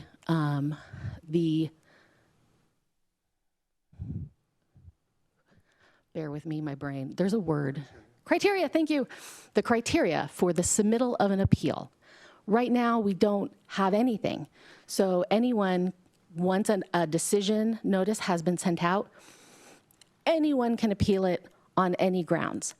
And even if it's, we've had appeals that have been submitted that then get forwarded to the hearing examiner. We then have a pre-hearing conference and he throws it out because it wasn't based on the actual decision or something weird. And because the person never reached out to us while the application was under review, we had no idea that there was an issue that needed to be worked through or something that needed to be just clarified. So what we want to have is criteria for an appeal where it's someone who's at least engaged with staff prior to the decision being made. So any sort of comment being provided, it doesn't even have to be during the comment period. It's any time from acceptance of that application to the date of the decision. That's when, as long as you provided us a comment on the project, you're eligible to appeal, because that means we at least would have had an opportunity to work with that person to figure out what are the issues. We get a lot of comments that people just don't like projects. I'm sorry, but we don't review projects if people like it. We review projects if it meets our code. So we help people understand that. We help people understand the criteria. So this is better serving for both like the public to get them engaged, and for and a lot of our projects these days outside of town center are mostly homeowners or people who are looking to like subdivide their property into like 3 lots because they're going to keep their home and they're just want to sell off their lots to their kids or whatever. So these aren't big fancy developers. These are mostly like normal people. So we wanted to have this set up so that way it's easier to work through the issues. And Planning Commission, when we had our discussions with them about that, they were also in support of this moving forward.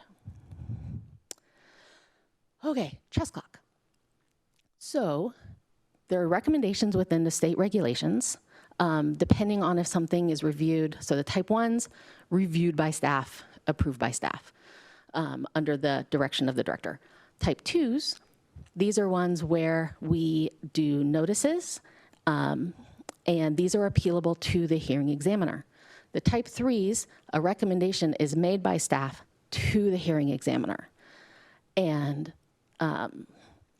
this is why the type 3s are 180 days. Oh, sorry, I take that back.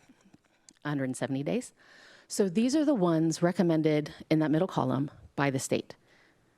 However, there's language within the regulation saying a city can adopt other numbers. We had this verified with the city attorneys, so we have full right to adopt our own ordinance with our own numbers. So the numbers that staff is recommending, this was based on me digging through our records to seeing what our overall averages were. Sorry, not averages. Let's go with medians.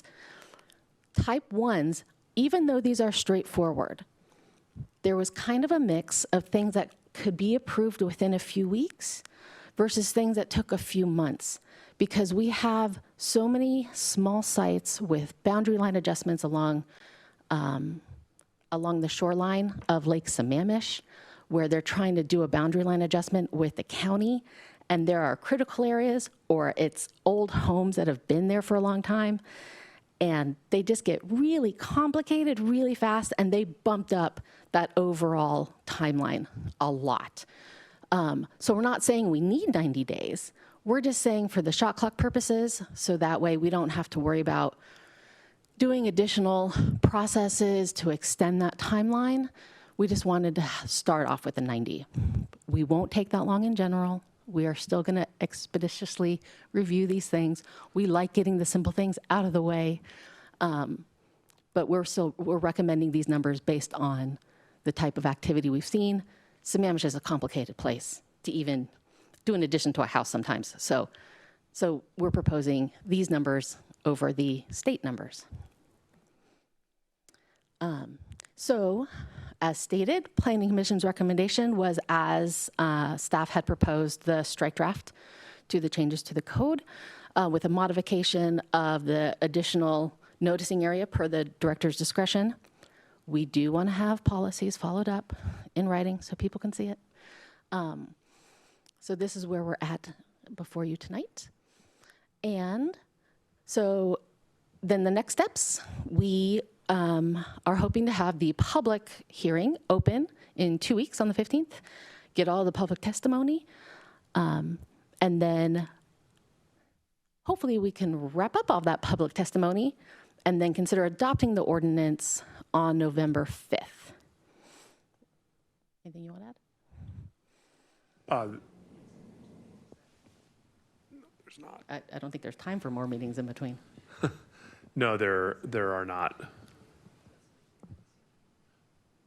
So in addition to everything Avril said, many of these changes would benefit our building permits as well. So presented within the agenda bill and within the exhibits in the agenda bill are code changes to our administrative sections of our code.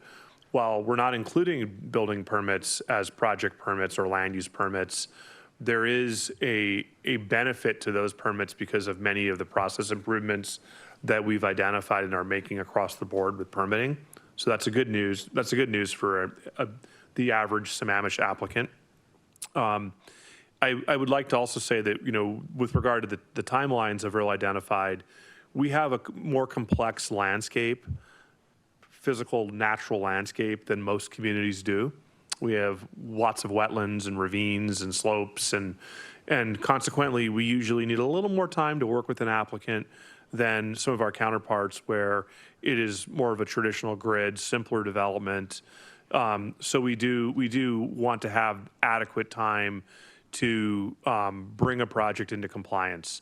The downside, if we were to go with the shorter timeline and not go with the median timeline, is we would end up denying more permits, because we simply would be left with a project that's not compliant, the clock would have ticked down, and we would be left with no choice except to deny the permit. So we feel like that is really something that's a valuable thing. What I think Avril was saying, which I completely agree with, is we really don't want to take longer. So we're working towards shortening it. And some of the other things we're doing within this code update are really trying to get at shortening the timeline. We had a really robust conversation with the Planning Commission about noticing and signs and mailing radiuses, and highly recommend, if you have the time, to watch it in the next few weeks in YouTube on 2 times speed. You can get through it a lot faster. But there was a lot of really good information, a lot of really good questions asked by the Planning Commission. Their overall objective was to make sure that community members were aware of development projects. And they really wanted to make sure people were aware of what's happening. So we did talk through that and the ways that we notify people and the things we are trying to, I guess the new methods that we're looking at applying, we feel will be really successful, and also will reduce our overhead and cost, which goes back to reducing the amount of permit fee that then is paid by an applicant. So thank you for hearing us on this, and we're happy to answer any questions you have. Councilmember Stewart? Yeah, what are the current time periods? Because you showed sort of the comparison to the state recommendation, but how do those relate to what we have today? Funny you should ask. So it's in the strike draft packet. There's a section within Title 21 under a section called permit issuance. That's an old table that's been there since King County regulations were carried over upon incorporation by the city. So there's reference to like a public health clearance or something. So just generally, are these more or less? Like it doesn't have. So these are a little more. Okay. But it's sort of like apples and oranges. The things that are in there now, Okay. in my professional opinion, don't make much sense. So No, that's fine. So generally, I would say more. Let's just go with that. Because you referenced the wanting to reduce the commenting period, because this clock, although you called it both a chess clock and a shot clock. I know. But because of this clock. And so I'm totally fine with with the recommendations here in terms of the amount of time. I guess I'm still a little bit concerned about the time for people to make comments. And I totally understand what you're saying about, risk and things like that. But because it's hard for people to find out, and, I just think that we should be careful about limiting that. I definitely would love to see I'm fine with changing the radius and modernizing how we notice people.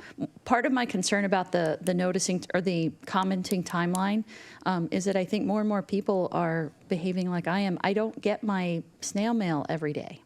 And so if I'm getting a notice in the mail and I only have 14 days to comment, I might not get it really quickly and have time to turn that around. So I love the idea of modernizing how we notice people. The signs can be smaller with larger font and a QR code.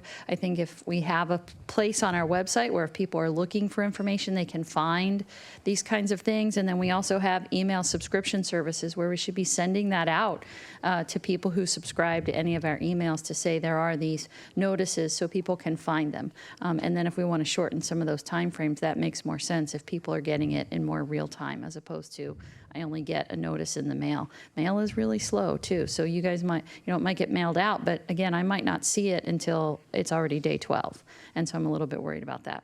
And then Yes, let's have some appeal criteria. So totally supportive of that. Thanks. So the date was 120 days in the code prior, 60 days for single family. I do want to point out that prior, no city that I'm aware of was actually measuring the number of days. They were measuring it and reporting it out, but it meant nothing. And that comes from the Local Project Review Act.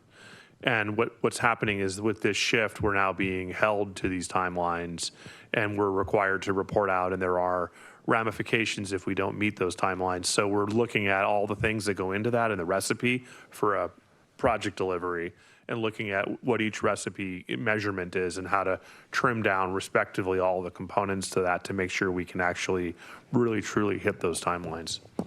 Awesome. Thanks. Councilmember Gupta. Thank you for the presentation. Also supportive of the noticing at 500 feet, minimum 20 parcels or 20 properties with the addition of the noticing policy. I think that's an important piece to add. I did have a question on Exhibit 2. And also thank you to the Planning Commission for doing the heavy lift on that. That was a good meeting. I maxed out at about 1.25 speed. Beyond that, I can't quite process. But for the sign standards, I understand the challenge that we're having with the single vendor and the sign not being very deep enough, and because they want to avoid the utility locations. In this Exhibit 2, it mentions that the SMC requires that the signs be posted by the applicant, but the reality is that it's posted by the city, and I was curious as to why that is. So we could always put it on the applicant to do it. However, we feel better and more confident that the sign will be there in a timely manner if the city takes the initiative to do the on-site sign. So it's easy to go the direction of code saying by the applicant, but the city takes the initiative of doing it versus saying it will be by the city. And then if for some reason we ever said, applicant, you need to do it, that would be more difficult. So keeping it this direction allows us to be more nimble.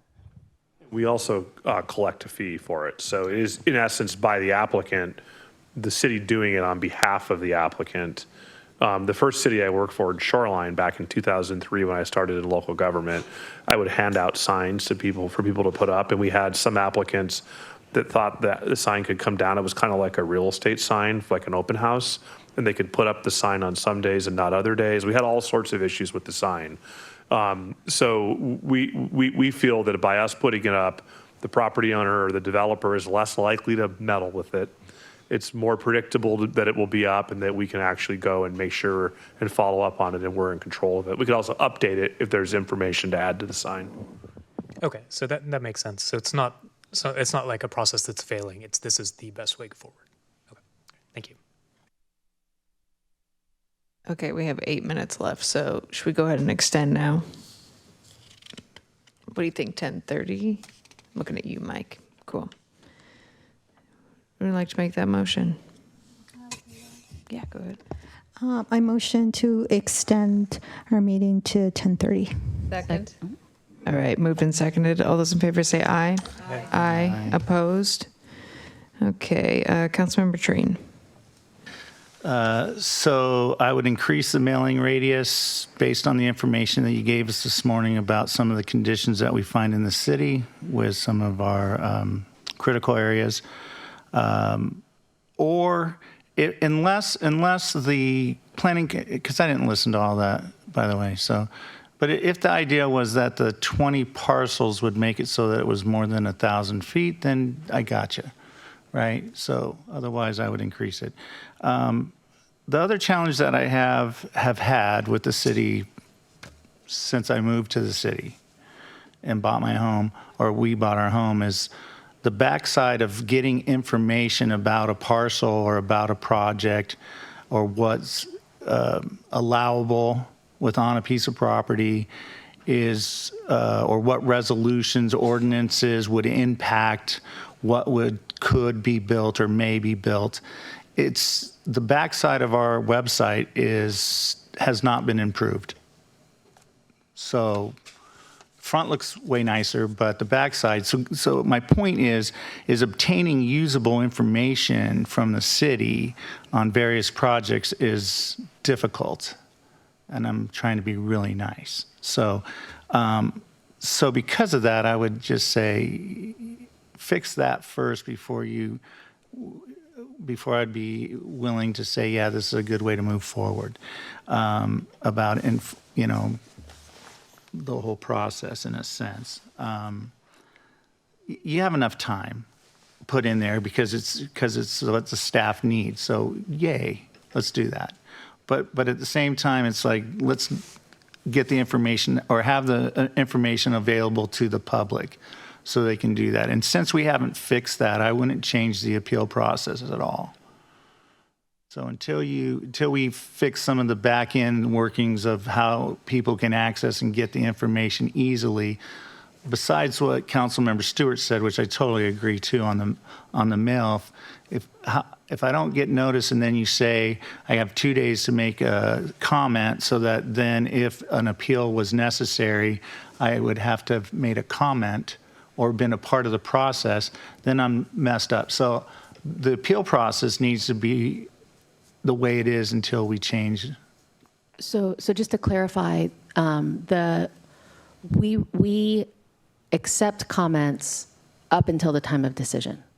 Yeah, but if I can't get the information to make a legitimate legal, and getting the information, then getting it to, say, legal, or I'm going to get it to somebody who can help me understand what it is, how it works, what I'm supposed to do with it, and then, then I have 90 days to figure that all out and and then have the guts to actually make comments.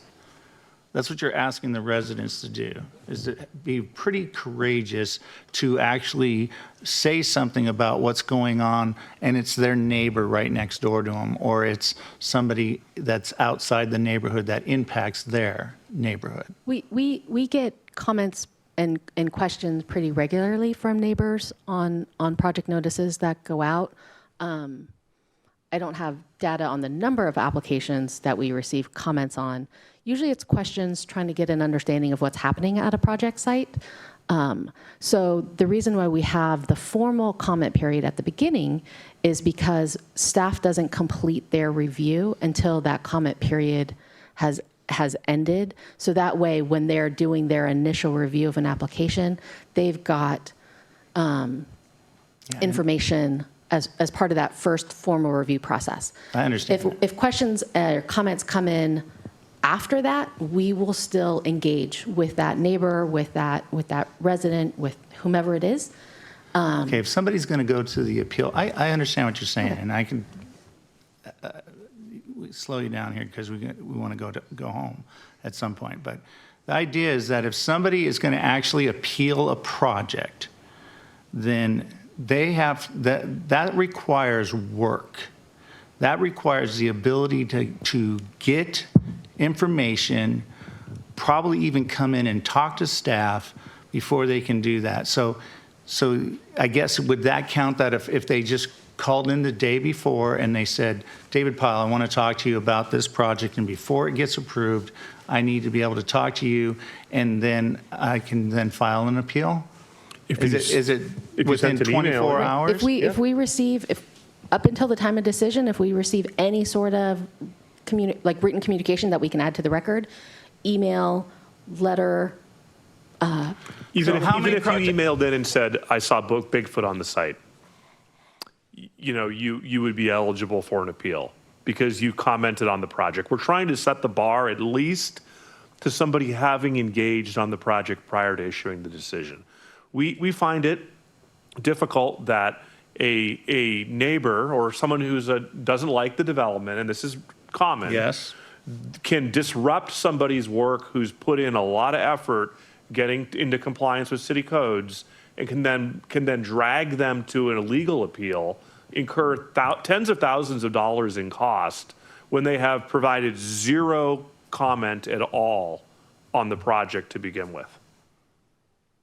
it's not really fair to the development community. And I understand what you're saying, although I do counter that every project notice that goes out has an FTP link.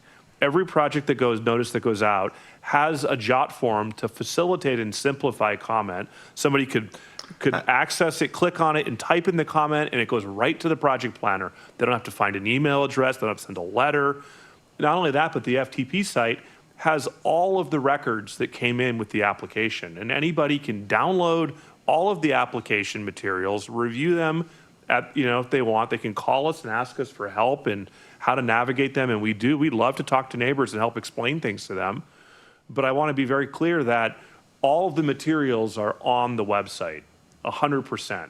So if you want to see anything that's happening with any of the projects in the city that qualify as a land use action, not a basic building permit, to be clear, that the things that require noticing and are eligible for appeal, all of those documents are 100% accessible to anybody by just simply clicking on the FTP and clicking on the file. Thank you. Councilmember O'Farrell. Thank you, Mayor. Just a few things. The QR codes on the land use action notice, which I read as I'm on my walks, and I have to say I study them and I kind of go, the current ones, and I kind of go, I really don't understand anything that's on that sign right now. It doesn't tell me anything about the project. So I think a QR code will be wonderful. So I think that's fantastic. Proposed changes to appeals, yes, I think those look great to me. Changes to review periods, those look good to me too. The only comment I have is on the notice, the 14 days. I wonder if we consider 14 to 18 days. That might give us a little bit more. It's less than the 21, and not quite the 2 weeks. And so that's kind of where I think maybe we could land on that, is somewhere between 14 to 18 days. Otherwise, everything else looks good to me. Thank you. And thank you to Planning Commission for all their work too. Councilmember Lamb. I just wanted to clarify when the formal comment period starts. Is that when the notice on site building notice goes up? Yes, the notice of application, when that is mailed out and posted online and posted at the project site, and it'll include the comment period in that text somewhere. Okay. On it. So it's 14 days, and then you're still reviewing the application, and people can still provide comment, and that is for an additional 120 days. Is that correct? As long as the application is under review. Okay. And it's under review, is there a period? Was it 120 or? So the 120 days is the current amount of chess clock time. Sometimes we are able to get things reviewed faster. Other times it's got to be extended because there's complications with critical areas or whatever. So it varies, but that's generally around the time frame. Okay, all right. I just wanted that clarification, but I am comfortable with all the recommendations. Okay, thanks. All right, I think we had everyone. To make it simple, I'm good with the Planning Commission's recommendations. So thank you. Does anyone have anything else, or do you two have anything? Thank you for staying awake. Yeah. Thank you. Yeah. Awesome. I'm not We'll sure if see I you should take the soon. table with me when I leave. Yes, definitely. Wheel it out slowly. This was the last slide, but I hope that we answered everybody's questions. Awesome. Yeah, thank you. Thank you so much. Mike. City Council Goals Dashboard. This should be a quick one. Thank you, Mayor, and good evening once again, Council. Mike Sugg, Supervising Management Analyst in the City Manager's Office. I'm going to share my slide deck here if I can. Perfect. This agenda item provides time to review the draft dashboard for Council's goals, which was included as a section of the draft budget document that was presented earlier tonight.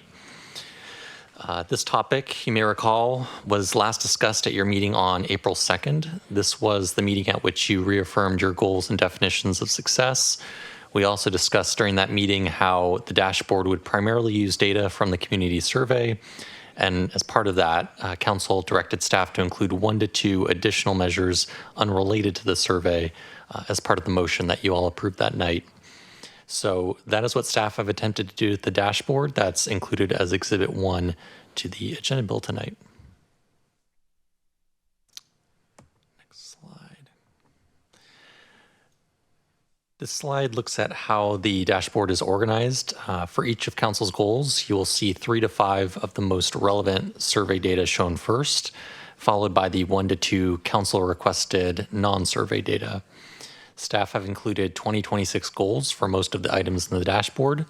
2026 was chosen because it's the end of the next biennium, and it's also the next time that the city will be doing its community survey. The goals are aligned with the national benchmarks from the community survey, which allows us to establish targets that are achievable when we're looking at other communities. So, how that's put into play is that essentially if the city's most recent survey result, the survey that we just did, is lower than or similar to our national benchmark, then the 2026 goal would be to improve the result over the biennium. If the city's most recent survey result is already higher than the national benchmark, the 2026 goal would be to maintain the result at the current level. In the interest of time, we will look at one of council goal areas as an example. If there are questions about any of the other goals, I do have slides for each that I can pull up. For this area, which is the environment goal that you all have, we have included 3 of the most relevant survey questions. The first is the quality of the natural environment. This shows the percentage of residents who rated it good or excellent. The green upward arrow is signifying that our 2024 result was higher than that national benchmark.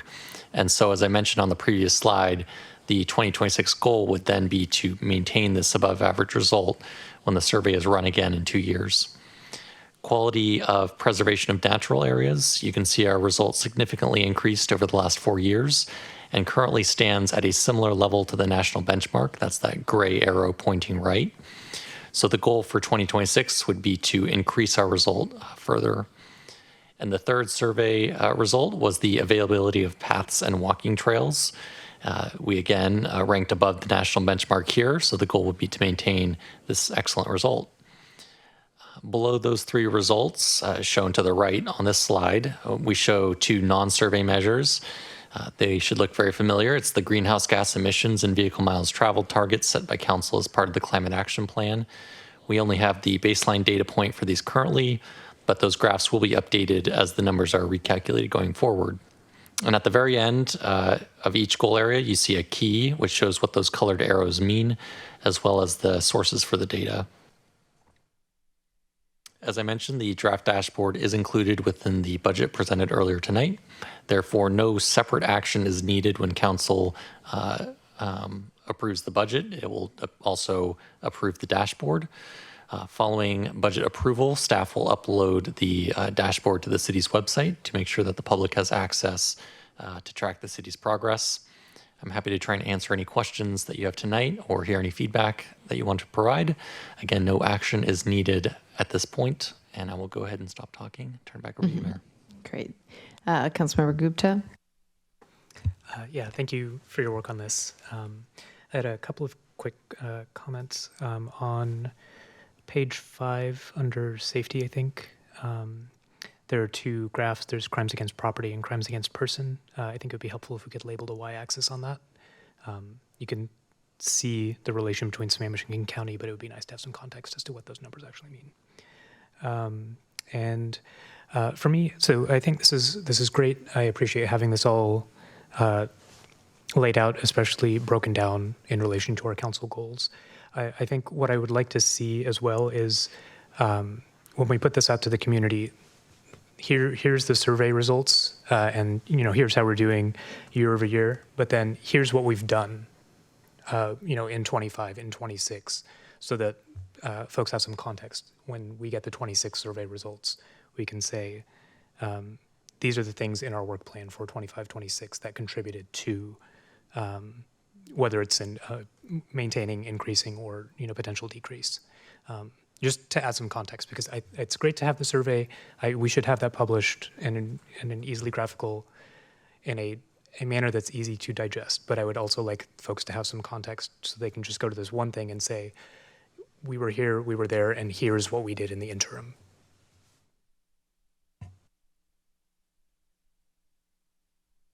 Councilmember Stewart? Yeah, if I could do a cartwheel, I'd do a cartwheel. Thanks, Mike. I'm super excited to have a dashboard and to get this started. For the greenhouse gas emissions and the vehicle miles traveled, is the intent that we would, so this has a graph of the goal, is the intent that we would have a graph of showing where we actually are as well? So the most recent data that we have, essentially where we are right now, is what's shown as the blue dot, the first data point. So the baseline data that we have, my understanding for GHG is that 2019 number, the 563,000. And for VMT, it's the 2016 result of 3,066. Okay, so we probably need a legend. And I will also say that from an accessibility standpoint, we need to make it a different shape or a different size. Just different colors isn't accessible for folks with visual impairments. So that would be great. I would think as we go into next year, if we can have a work plan item that maybe we can start to take this and maybe go to the next level. I think especially for like our greenhouse gas emissions, we probably need to break that down a little further, right, in terms of the different categories, because the overall number, it's going to be really hard to understand if there is movement, where are we doing well versus where we aren't, right? And again, the goal of this is to kind of really see, are we making progress? And if so, where? And if we're not, where aren't we? And so we can dive into those. Yeah, I think that's a great point, Councilmember Stewart. You may recall on the work plan for 2024, we have a sustainability dashboard. Mm-hmm. So I know that's something that our sustainability coordinator is working on right now. It'll do a little bit more of a deeper dive into that specific area, be kind of a subcomponent of this, and may include some of that data that you mentioned. Second theoretical cartwheel done. And then last but not least, for the housing, I think it would be awesome if we could show like the number of housing units built by year going forward, again, to give us that context of, how are we doing towards our housing goals that we've been given for affordable housing. So maybe just something with, number of units by AMI range or something like that. Because I think, showing how much we've contributed to ARCH is lovely. But at the end of the day, it's really about have we created the necessary units. So that would be my only feedback. But thank you so much. Thank you, Councilmember. Councilmember Lamb? So I am excited to see this dashboard finally. I understand this is a work in progress, and I agree with a lot of the comments that have been said. Maybe it's just me, but the arrows and the box that says increase confuses me. And again, maybe it's just me. I don't understand why we need to compare ourselves to the national benchmark. Isn't the goal is that we just continually improve year over year? So just like based on what I'm seeing on the screen, rating your neighborhood as a good place to live. So 96% is good, right? I mean, it'd be next year, maybe it could be 97. Like, I don't know if I need the arrow to say that we should increase it. So, I mean, I understand all the information without the national benchmark or the arrows. I just think it's confusing. And again, maybe it's just me. I appreciate that comment, Councilmember Lamb. One of the reasons why we chose to set goals for 2026 was it is a requirement of the GFOA budget document. And since this is a component of that, we wanted to make sure that we were showing those goals that we're setting. And the national benchmark was used as that level that we were kind of pegging ourselves against, because it's something that's potentially achievable. When we look at what other communities are doing, we ask ourselves, what can we realistically achieve? And if we're already above that level, it probably doesn't make sense to try and go any higher. If we're in line with it or lower, we could probably do a little bit better. I do see that point on the rating your neighborhood as a place to live already being at 96%. It's probably pretty unlikely we'll go much higher than that. But I think that's great feedback. That's something we can look at to try and make the arrows and the boxes maybe a little bit more user-friendly. So I'm going to assume this dashboard's going to be on our website. And Correct. So is that part of the GFAO requirement that it has those arrows, or is it just a document that's being submitted? It would be the document that's being submitted. Okay, so Technically, what we put on our website, there would be no requirements. It would just be as the city would want to show it. So maybe for that, we just don't, we remove the arrows, because I do think they're confusing. Sure. Yeah, that's something we can look at. Thank you, Councilmember. Okay, thanks. Would that be twice the work? Just a quick question. You have to do it twice? That's pretty simple. Okay. Councilmember Stewart? Yeah, just if you do want to compare to national averages, I think the sort of more standard way to do a comparison would be to just graph the national average, just like you would graph a goal, as opposed to because I would agree, I had no idea what the arrows and the boxes meant until you explained it. So if that's something we really want to show, that would be a more, I think, typical way for people to see that. We did ask our survey company if they could give us those actual percentages for the national benchmarks. Unfortunately, that's proprietary. So when they give us those rankings of whether it's similar to, higher than, or lower than, they're kind of talking about ranges rather than specific percentages. So yeah, it's unfortunate, but we kind of have to work with what we have here. You should do a dashboard for a dashboard of all these instructions. Yeah. Councilmember Lamb?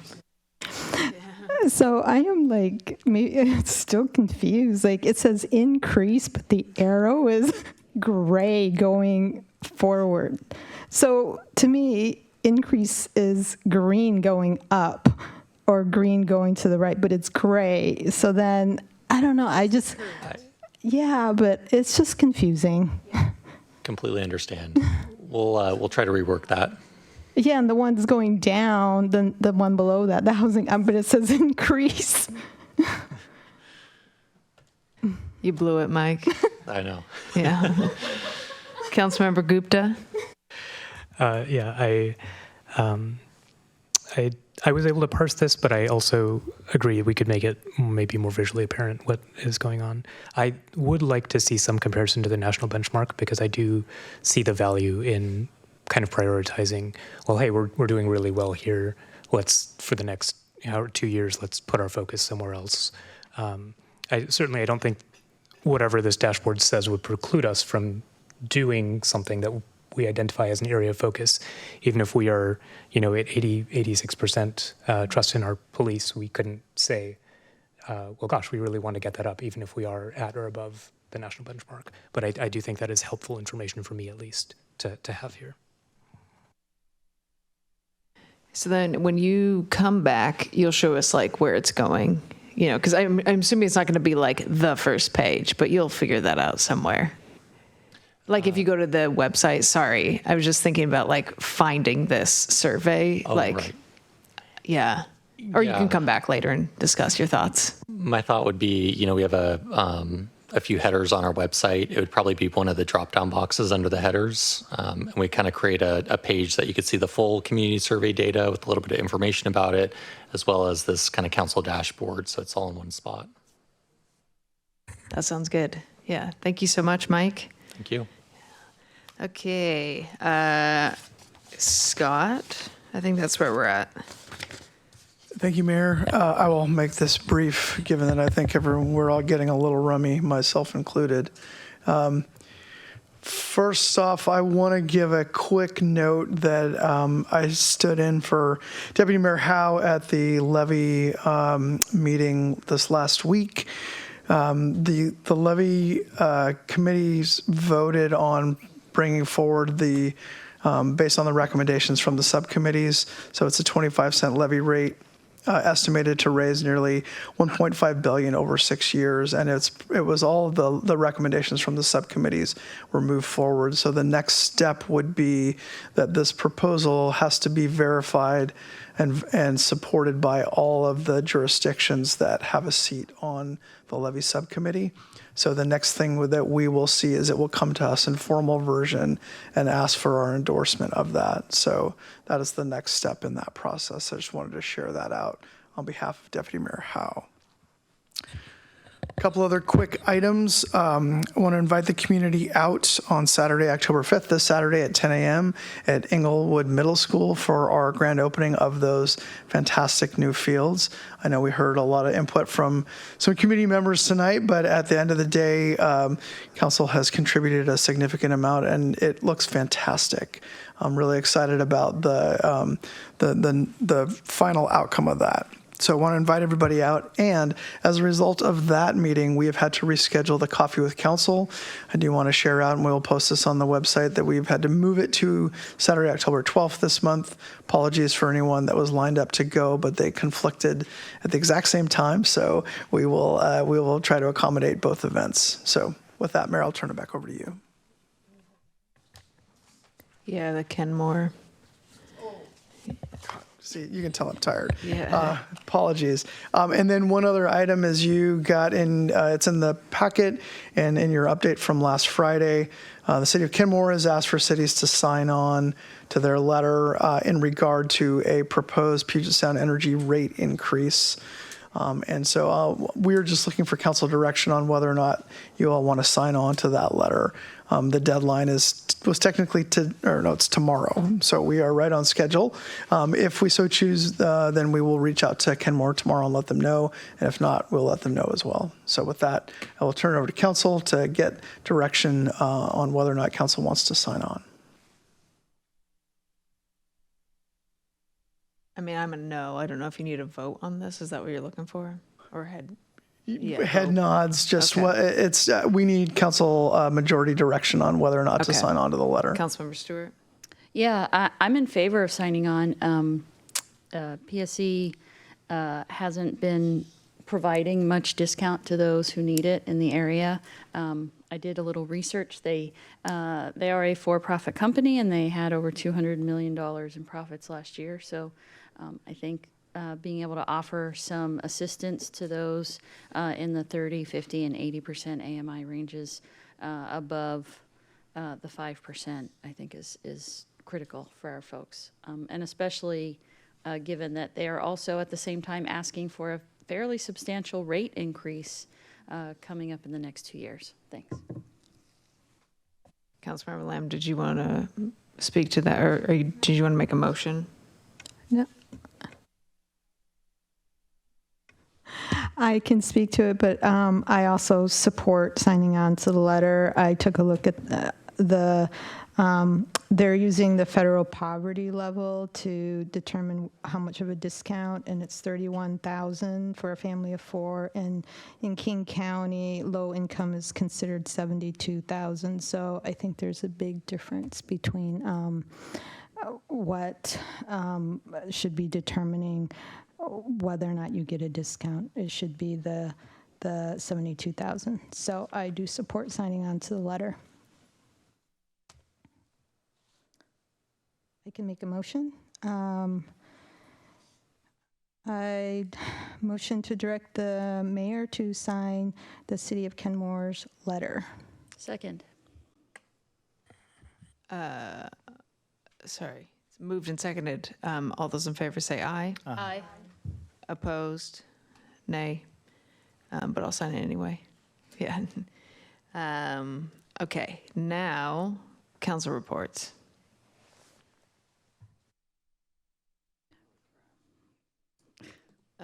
Councilmember Stewart? Yeah, I already gave an update on the E4 budget. I just wanted to let folks know that October 10th is our next E4 board meeting, and we are going to try to move forward with a recommended budget that will come back to the city. So if anybody wants any more detail or has any questions, please let me know before the 10th. I saw somebody over here. Yeah, go ahead. No, Councilmember O'Farrell? You all received the email that I sent out for the latest RIA 8 meeting that I attended, so please take a look at that.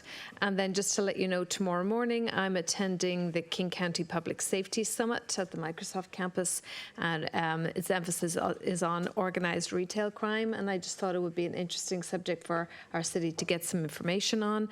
And I do know anecdotally that definitely our grocery businesses here are subject to this, so I just thought it would be interesting to get some insight and kind of find out what's going on in our general area. So I'll let you know. All right, anybody else?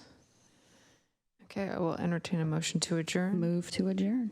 Second. All right, all those in favor say aye. Aye. Aye. Opposed? All right, good night, everybody.